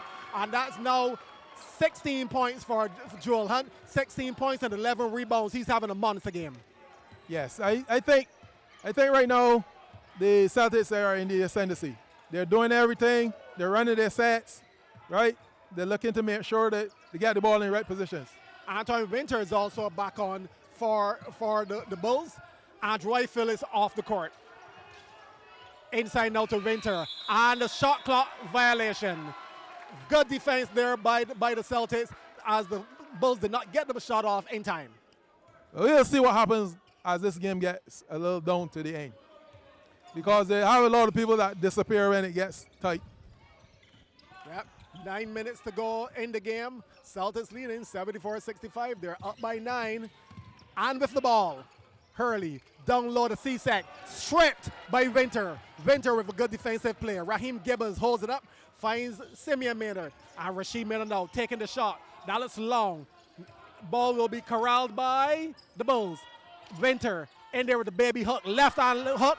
And the Bulls, at least they're training baskets. That is better than not scoring. But at some point, they've got to stop the Celtics from scoring. Yes, it's 65 or 67? That's 65-74. So Okay. they're still down by 9. C-Sec with the ball. Shot. Actually, or was that an attempted pass? Pass. Over now. Inside. Captain. Gets the ball down low. That was good Mismatch. basketball, really good basketball. And I then now, found Marsh had to come out because of the 2 3-point shots, and then they just pump it inside. and here we now have Raheem Gibbons with the ball for the Bulls. Maynard gives it into Winter. Winter tries to get Marsh, but a little too hard. So the ball is turned over. Celtics coming the other way. Hurley. Oh, then the foul had to be called. Maynard is wondering about that one, but he was tripped. Yeah, I think, Inadvertent, but still a foul. yeah, it is foul. 7:40 to go. I think this game is over. Oh, you're calling it that early? Yeah, the game is over. What about you, Celtics Jesse? goes You're up calling it 2-1. that early? No, like they're got a couple of twists and turns this game yet, but I think Clapham is missing a trick here in terms of lineup. I don't know that now is the time to bring Antoine Winter. They were smart enough, and I mean, I hate to say this, Raheem Gibbons is a great player, former national player, but I think they waited too long to take him out because he's been nervous, he's not been hitting that shot, and you have to get another offensive threat, and they brought Darian Hurley in. I think with this situation, with City coming out so high, you want to establish Marsh down low. The same thing that City did. You need to bring somebody at the free throw lane and not play that high-low. And that is what they've brought Hurley in for, but he missed terribly on that one. And the Celtics are coming back the other way. We have C-Sec trying to take on the advantage that Marsh was slow, but in the end, he lost the ball, and that's Maynard who was going for the three, misses it, but the Celtics will still be playing defense as Hurley drives to the basket to get the 2 points. That is the spark plug that you needed off the bench, and I think that sub took a little too long in coming. Here we have now Celtics with the ball. We have the captain, Joel Hunt, bringing it up. And we have an intentional foul. Intentional foul by number 2. Who is that on? And that's that's Darian. Again, with the off-ball theatrics, he can at this stage, especially when you're trying to get back in the game. In terms of, as I was telling you about the roster right now, I would try Andrew Eiffel at that free throw lane. So you're coming up high, you want somebody to come at that free throw lane, collapse that, and then get that pass into Marsh and down low, because they're playing up very high and making it hard for the wings to make that pass to Marsh. So what you want is somebody to make that pass. Antoine Winter seems to be a guy who looks for his shot constantly. I don't know he's the guy you want at the free throw line. Junior Moore is not an offensive threat, so I think I'd bring back Andrew Eiffel in that, basically what you would call a pinch post spot. Okay, so that was the 2 free throws for the Celtics, and they will retain the ball. Intentional foul, so the ball will still remain with the Celtics. So not what the Bulls would want, but that's what they got. Celtics still leading 77-69. They're up by 9, but they have the ball. They can increase this lead. Hurley driving, gives it up now, and another three-pointer there by Teron King, and he's now 4 for 4, 12 points from 4 three-pointers. Yes, Teron is having the game of his life. And we have now Bulls with the ball. Back with Maynard. Maynard trying to find someone, finds Winter. Short left-hand jumper, misses. Rebounded by, and it's going to be a jump ball between Teron King and Darian Hurley. Yeah, Darian for a 2 guard gets a lot of rebounds. I mean, a lot of rebounds. Actually, that is why we said he was 6th man of the year, because he scored 16 points and got 9 rebounds as a small forward. So and a lot of them are offensive rebounds. So he can be a real pest on the defensive side of the ball. But I think that was a jump ball, and it may be Celtics ball. Yes, it seems to be Celtics ball. Right. Celtics ball. Arrow going for the Celtics. It's the same thing I just talked about, Mark. You don't want Antoine Winter as a person in that pinch post because he's looking for his own shot. You need to establish Marsh right around the paint. So when he's tall and can get the ball at the free throw line, but the problem is that he's not looking inside, so he's going to catch the ball and shoot. Terry will tell you, when you get that ball, the first thing you're supposed to do, look inside and then look weak side before you take that shot. Celtics with the ball. Hurley, step back 3, didn't take it. C-set would take it, misses everything. Ball with the Bulls. Andrew Eiffel brings it up. Immediately double teamed. Who is he looking for? Can he find someone? But he gets the foul, and he tried to split that double team, and he's fouled. I think it was the referee a little charitable there. He tried to break the double team. I don't know if somebody tried to hold his hand or something, but it didn't look to me like a foul. It looks like he just off balance because he's trying to get through the double team. Well, he got the call. Downey is coming back in, and it looks like White is going out. And Bulls with the ball. They're down. They're down by 11 points, 69-80. I'm not sure I like this substitution here, Mark. You do not like that White has gone out? Surprisingly, but right now in this situation, Markelly Downey is not a superior defender. And if I'm clapping right now, I'm looking to put him a pick and roll. So it says so done. Here he is out in space, having to guard somebody like Rasheed Maynard. And Maynard was doing all he could to lose that one. He eventually did lose it. And here we have now Theo Greenidge with the 3. And he scores that one as well. Oh, the Celtics are really hitting the 3-point bomb. I think Terry called it correctly. I think this game is overrated about now. And again, it all came down to Clapham refusing to come out of this man-to-man. Now you're just jacking and hoping to play hero ball.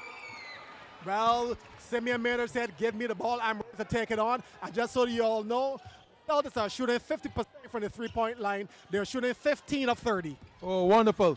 And, there are games when your shots will not fall, but there's the games when they do, and they are falling today. And And that's here we go another again. three. So that's 16 of 31. Here we go again. Celtics At- really putting it on the Bulls now. At some point, Clapham is going to have to come out of this, man. Like, this is not spelling well.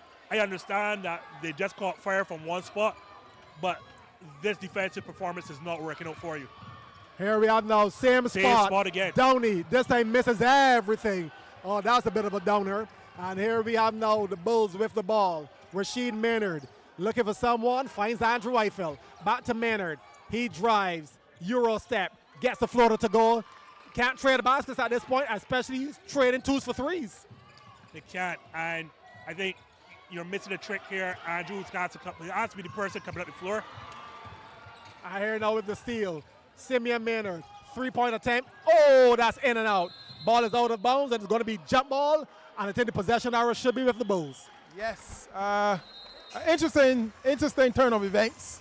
They double teamed Darren. He got rid of the ball. And then the long floating pass here came, and that was Andrew Eiffel coming through. I still feel the game is over. I think we got to look at game 4. Game 4 is back here at the gym. That is on Friday, right? On Friday. Yeah. So Live on we, CBC TV. yeah, so we can talk about game 4. I think we can hold that off a little bit.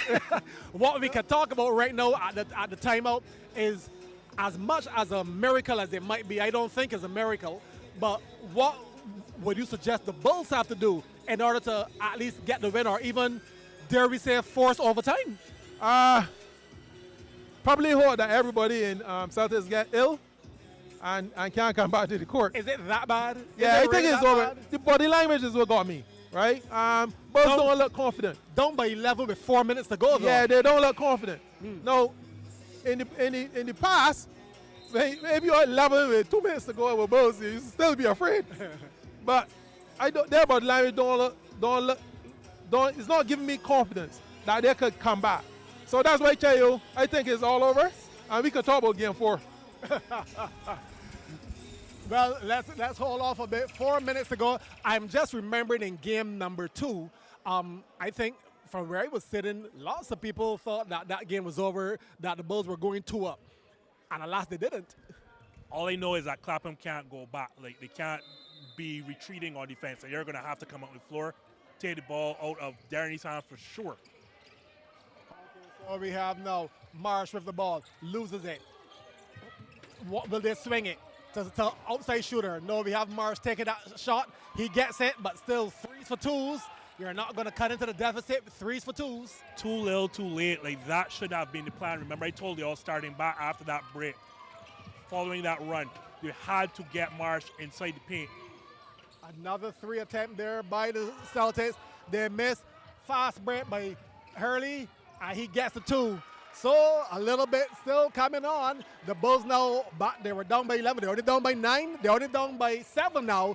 85-78 with 3:17 to go. That is not the matchup you want, brother on brother. No, you're going to have to put Andrew as a person marking Darren Hurley. And again, this is Keelan Phillips' inexperience showing right about here, right about now. Like, Simeon is not a great defender. Darion is a good defender on certain players, but he's not going to be able to keep his brother in check.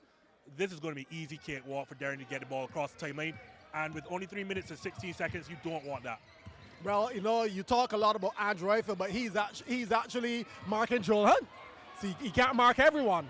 Well, you don't want him on Joel Hunt at this point. You don't want... Ooh.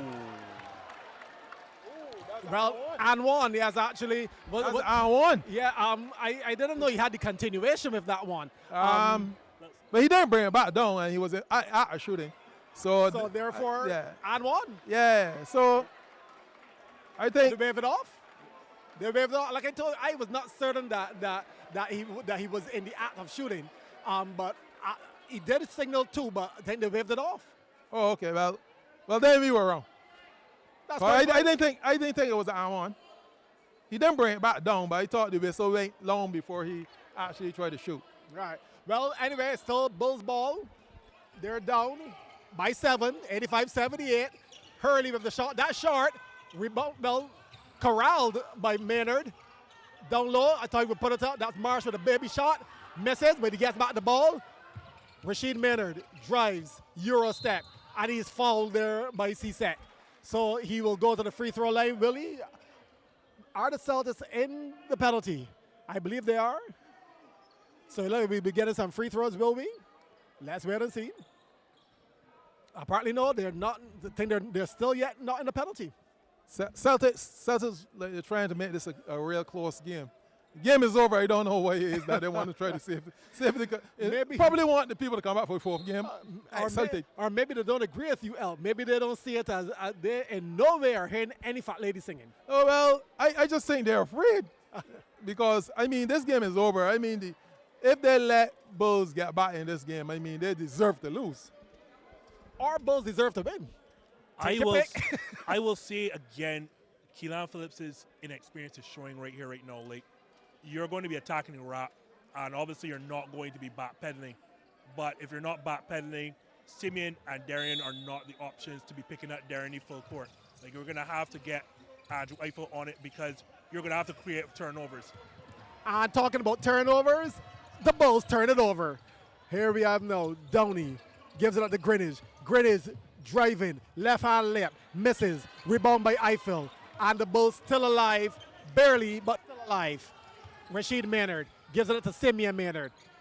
The Maynards passing between each other, driving, body contact, no foul, but he gets the basket to go. Here again, Andrew can't be the person going back down the court with Joel. This is too easy for Darian to get the ball across the half. And time technical. Oh, that's technical, it seems, on Keelan Phillips. It looks like if there is a technical on the Bulls coach. I like Keelan Phillips, a player. I like Keelan Phillips as a rookie coach, but his inexperience, unfortunately, is showing up down the stretch. You have the momentum on your side. You made this a two-possession game. You simply cannot have that happening. Like, yes, it looked like there was a lot of contact, but basket scored.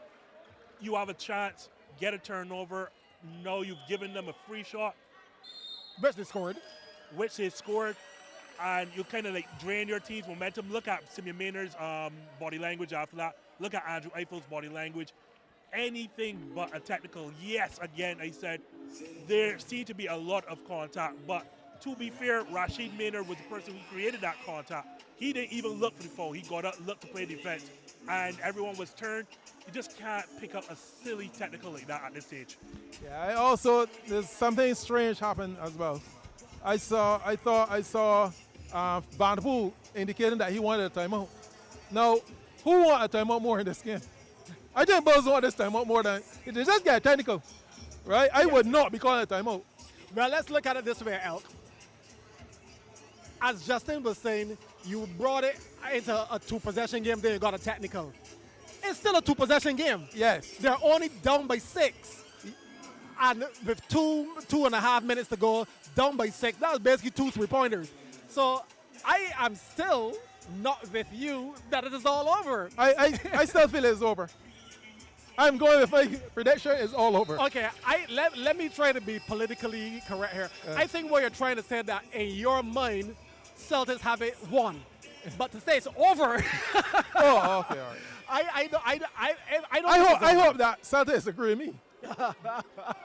But right now, if Celtics who called that timeout, that was a strange timeout. Because really and truly, I think Bulls need a timeout more than Celtics. They just got technical. Yeah, well, I understand it because you're basically preparing them for what is to come. But Keelan, again, you cannot have Simeon be the person here marking Darnay, because if they do not trap, then this is going to be a walk-up. Watch here. It's going to be simple. Like, Simeon does not have the defensive prowess.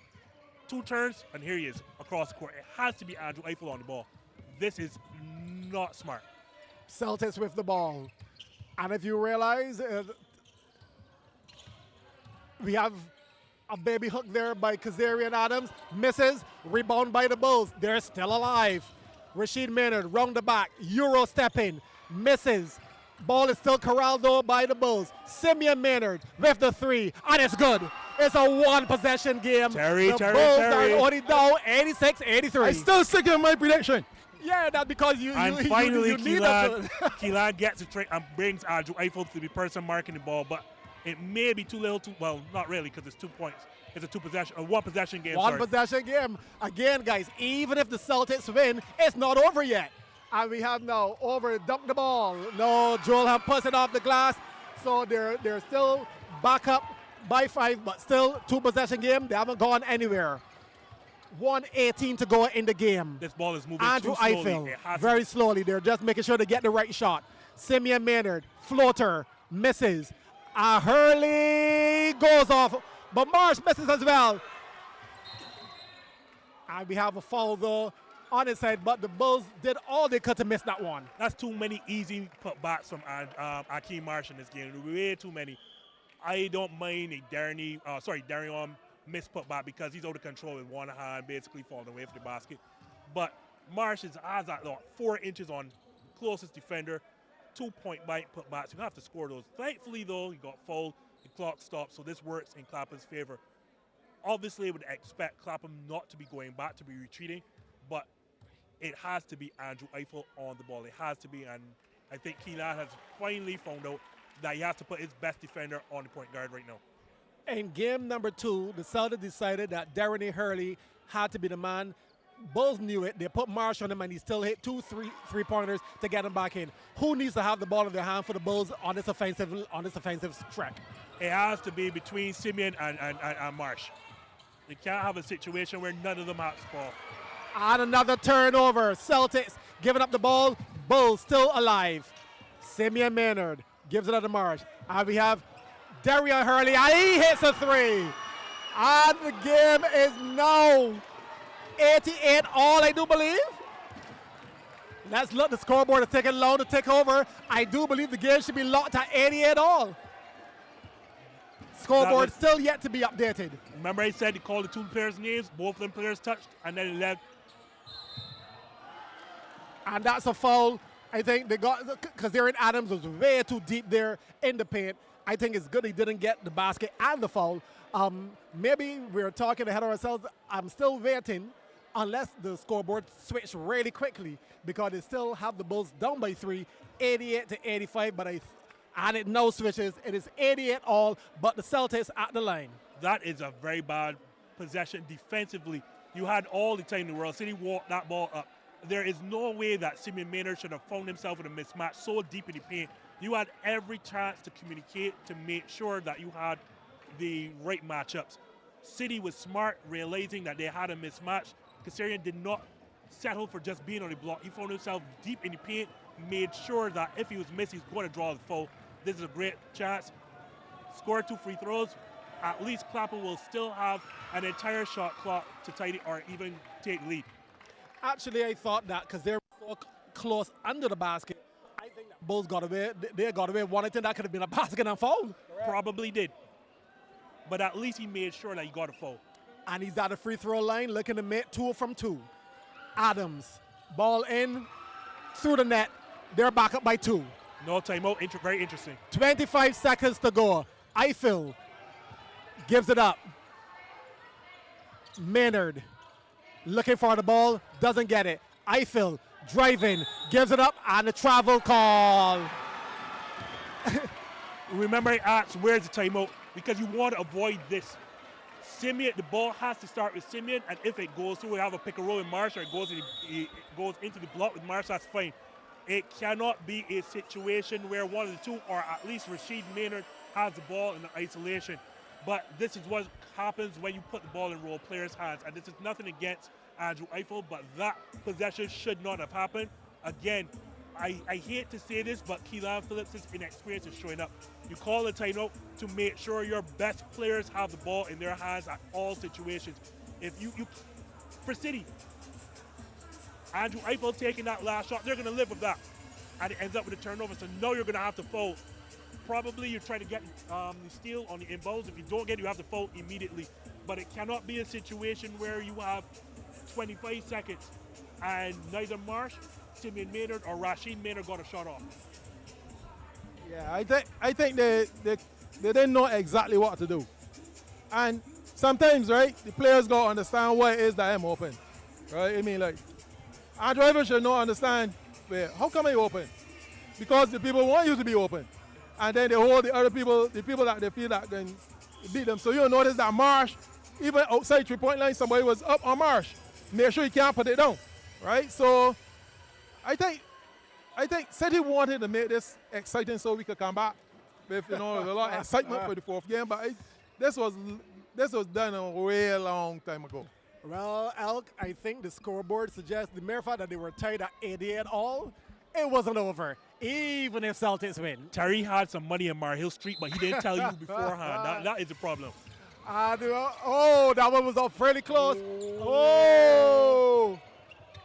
And the Celtics, though, they managed to weather that storm. And we have a foul by Rashid Maynard. City are very, very lucky they had. From here, it looked like two players almost touched that white line. I will say, though, Clapham again let so much time go off the clock without fouling. I think they thought that they would have at least one turnover from two players there just now. But now we got it all the way down to 4.2. If he hits two of these free throws, this game is over. Yeah, they need to hope that he misses one of them. And that's nothing but net. And that's Perfect. the one you want to hit. You always hit the first one. The first one. Here we go now. Bulls.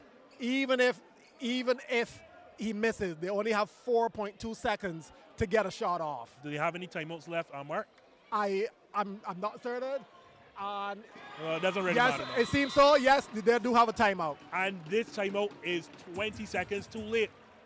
It should have been called on the other possession. I understand there is a change in modern basketball where you don't want defenses to set up and you want to be able to, attack them on the fly without Charles having a timeout and telling his players what defense or how they want to defend the play. But look what happened when they didn't call that timeout. The problem is neither Simeon Maynard, neither Rashid Maynard, neither Akeem Marsh got off a shot. It ended up in Andrew Eiffel's hands and it resulted in a turnover.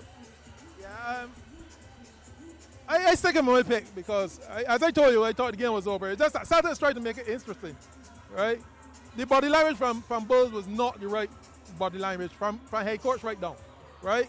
I know there's something in basketball, right, where referee calls only start to impact when you're behind.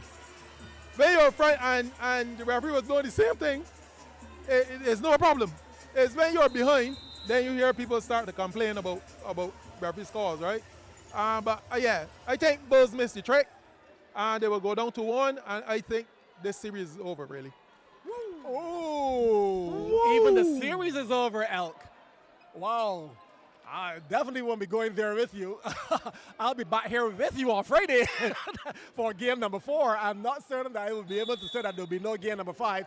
But here we go, 4.2 seconds. Bulls down by 4. A quick 3, even if it scores, and it does score. They're down by 1. And we have whistle. Someone called a timeout. Timeout to the Celtics. Very, very smart. You see the difference now in coaching? 3 hits, you make sure to get a timeout because the worst case, you need to get the ball inbounded. You need to get that ball. You cannot turn over the ball. And I think by calling that timeout, he'll be able to advance. So he's not inbounding the ball underneath his own basket. Barring some unforeseen turnover and some half-court heave, I think Celtics go home. And simply because, again, why is the difference in coaching? Charles calls the timeout, make sure to advance the ball, and also tells the City players how to get the ball inbound. The one thing you have to avoid here, you have to avoid here, Mark, is a 5-second violation. Anything but that. Well, you can't have a 5-second violation with 1.6 seconds to go. Yeah, so if the ball's outside. if the If ball the ball's outside, outside. you mean getting it in? Getting it in. Oh, getting it in, right. The one thing you have to avoid, Mark, is that 5-second violation. Right, getting it in, right. Exactly. And my thing is with 1.6 seconds to go, my thing is once you have some players, as you advance it, once you have players down there, throw it down there. And as you said, they will have to have a mighty shot put to get the ball from there into the basket to win the game by 2. As I said, barring some miraculous steal and heave in 1, unless some Marsh turns into Nikola Jokic with a one-handed heave, There you go. I think this game is pretty much over. And that's it. Foul by Eiffel. And actually, we just have 1 second on the clock. I was surprised that only 0.4 came off. But, there you go. No, it's down to 0.7. I was surprised that only 0.4 came off the clock.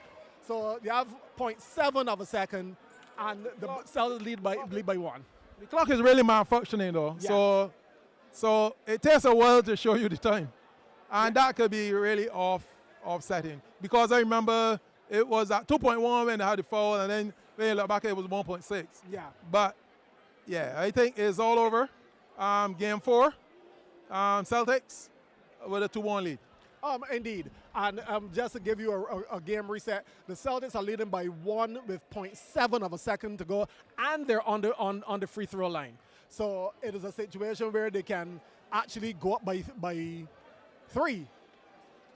Here we have Hurley, scores the first. I they're actually up by wouldn't. 2. I wouldn't go up by 3, Mark. I'd miss this one. Yeah, I missed this one. Let you start. Like 0.7, you have to catch that rebound and hurl it in one motion. That's not going to leak. So just make sure to get it back ring. Yes, and you heard someone say do not score, but he scored. So at the end, it's still, will they get it up? No, interception. And that's it. The Celtics, they take the 2-1 lead. They win game number 3, 93-91. The Celtics are up 2-1. Before we talk about game number 4, let's have a quick look back review of game number 3, guys. Yeah, I think it was a tale of 2 halves. First half belonged to the Bulls, and the second half, actually third quarter, belonged to the Celtics. And I think that's where they won the game. Because if I'm not mistaken, Bulls would have outscored them in the last quarter. So it was the third quarter that really gave Celtics the win. I felt that Celtics should have won by about 15, but when you're not confident in beating a fellow, right, that is why you have comebacks. Now, in days gone by, it goes up by 10, right, and in halftime, we used to be thinking about, okay, what are you going to do for the next game? Because you know that Bulls coming out and they're going to throw the kitchen sink at you, right? Mm-hmm. And it's going to be up and down, up and down. But what I've noticed is that Bulls came out, they came out like slow, they thought that they won the game. I must admit though, I don't think Celtics could have dreamt about how many trees would have scored in that third quarter. Very good. Right? And they hit their trees. For the entire season, they've been shooting trees. Actually, they shot more than anyone they in shot, the league. Exactly, and for this game, they had 16 of 34 for 47%. Yes, I'm shooting 47% as a team from three-point line. That's 16 trees, that's 48. 48 of your points come from three-point. So even if Bulls was trading baskets with 2s, they would still be down. Yeah. Right? So okay, you can't complain about Celtics play, right? And sometimes it works, and sometimes it doesn't. That is basketball. Justin, game number 4, Friday, right here at the Building Gym. How do you see it going? Every single game in this series has gone down to the wire, and so nothing tells me from what I've seen that should be anything different. Like, these two teams are extremely evenly matched. Their styles are not, and one team, as you all said, just plays the numbers games and says, well, at some point our three-point shot is going to fall, and that should work in our favor. The other team typically tries to get out in transition and attacks the rim. I think it's going to come down to where again, and it's going to come down to execution, like we saw, and coaching. I will say Clapham can't afford to have the miscues that they had, that dumb technical, the turnovers, and missing a timeout, as well as not making sure that your best players have a shot the last possession. That you can't have that situation again. So that late game execution really failed them, and not understanding the situation in terms of what happened in that third quarter. Hats off to City, because like I said, I thought that the change in venue would have deterred them from their shooting threes, but they stuck to what they do, and they put Marsh in a very, very ticklish position. As I said, Marsh wants to protect the rim, and they said, well, you're going to stay in the rim, but we're going to put another three-point shooter in Tehran. And I guess Clapham never saw that. They never thought in their wildest imagination Tehran in a finals game is going to go 4 for 4 from behind the arc. But he did, and hats off to him. That was in a situation where they were down, 11 or 13 at one point, with Clapham threatening to run them out the building, and he was the spark plug. Terry asked where was the crowd? The crowd was right behind the bench, and you heard them for the time. Those 4 threes, 2 by Theo, 1 by Joel. I think a couple by Kasarian Adams, and crowdness never went away. Yeah. And from there, like Terry said, I think Celtics won the game from there. I really feel that that Celtics wanted to make the game close because I thought they had everything going their way, right? The trees were dropping. Bulls was in disarray when it comes to their offense. They didn't know what to do, and they took really long to get into whatever they were trying to do, and they lost the game. I think they lost the game by good shooting, shots that probably would. I would not expect that Tehran will beat me 4-4. I am not saying that we can't score, but 4-4 is a stretch. And then it became contagious, right? Donnie came back in and hit one. And then Hunt hit one from the baseline. And then T.O. hit one. So then it started just, and then the crowd get into it, and you can see Bulls' head drop, and then I think what happened is that Celtics thought the game was over. And as usual, I went to sleep for a couple of minutes. And in those couple of minutes, Bulls make a run. They came up short. But I think I said I call it for Celtics. I still feel that Celtics is going to win the tournament. And the reason being, I think their bench are just longer than Bulls, right? Bulls, they're top 5. If you go and look at the minutes they're logging, right? Eventually, those minutes will tell in the series. So we'll see what happens on the Friday. Yep. But I still feel that this is Celtics tournament to lose, and they have now put themselves in the second year they are at the final. They understand what happened the last time, and I think unless Bulls could get Steph Curry coming for the next game, I really think that their bench will not get any longer. So I think they're looking at some problems come the next game. Once Celtics play how the Celtics supposed to play, they will win this tournament. So the Bulls, they took game number 1. Celtics took game number 2. Celtics took game number 3. This is a best-of-5 series. Game 4 is on Friday, right here, 8:03 p.m., live on CBC TV 8.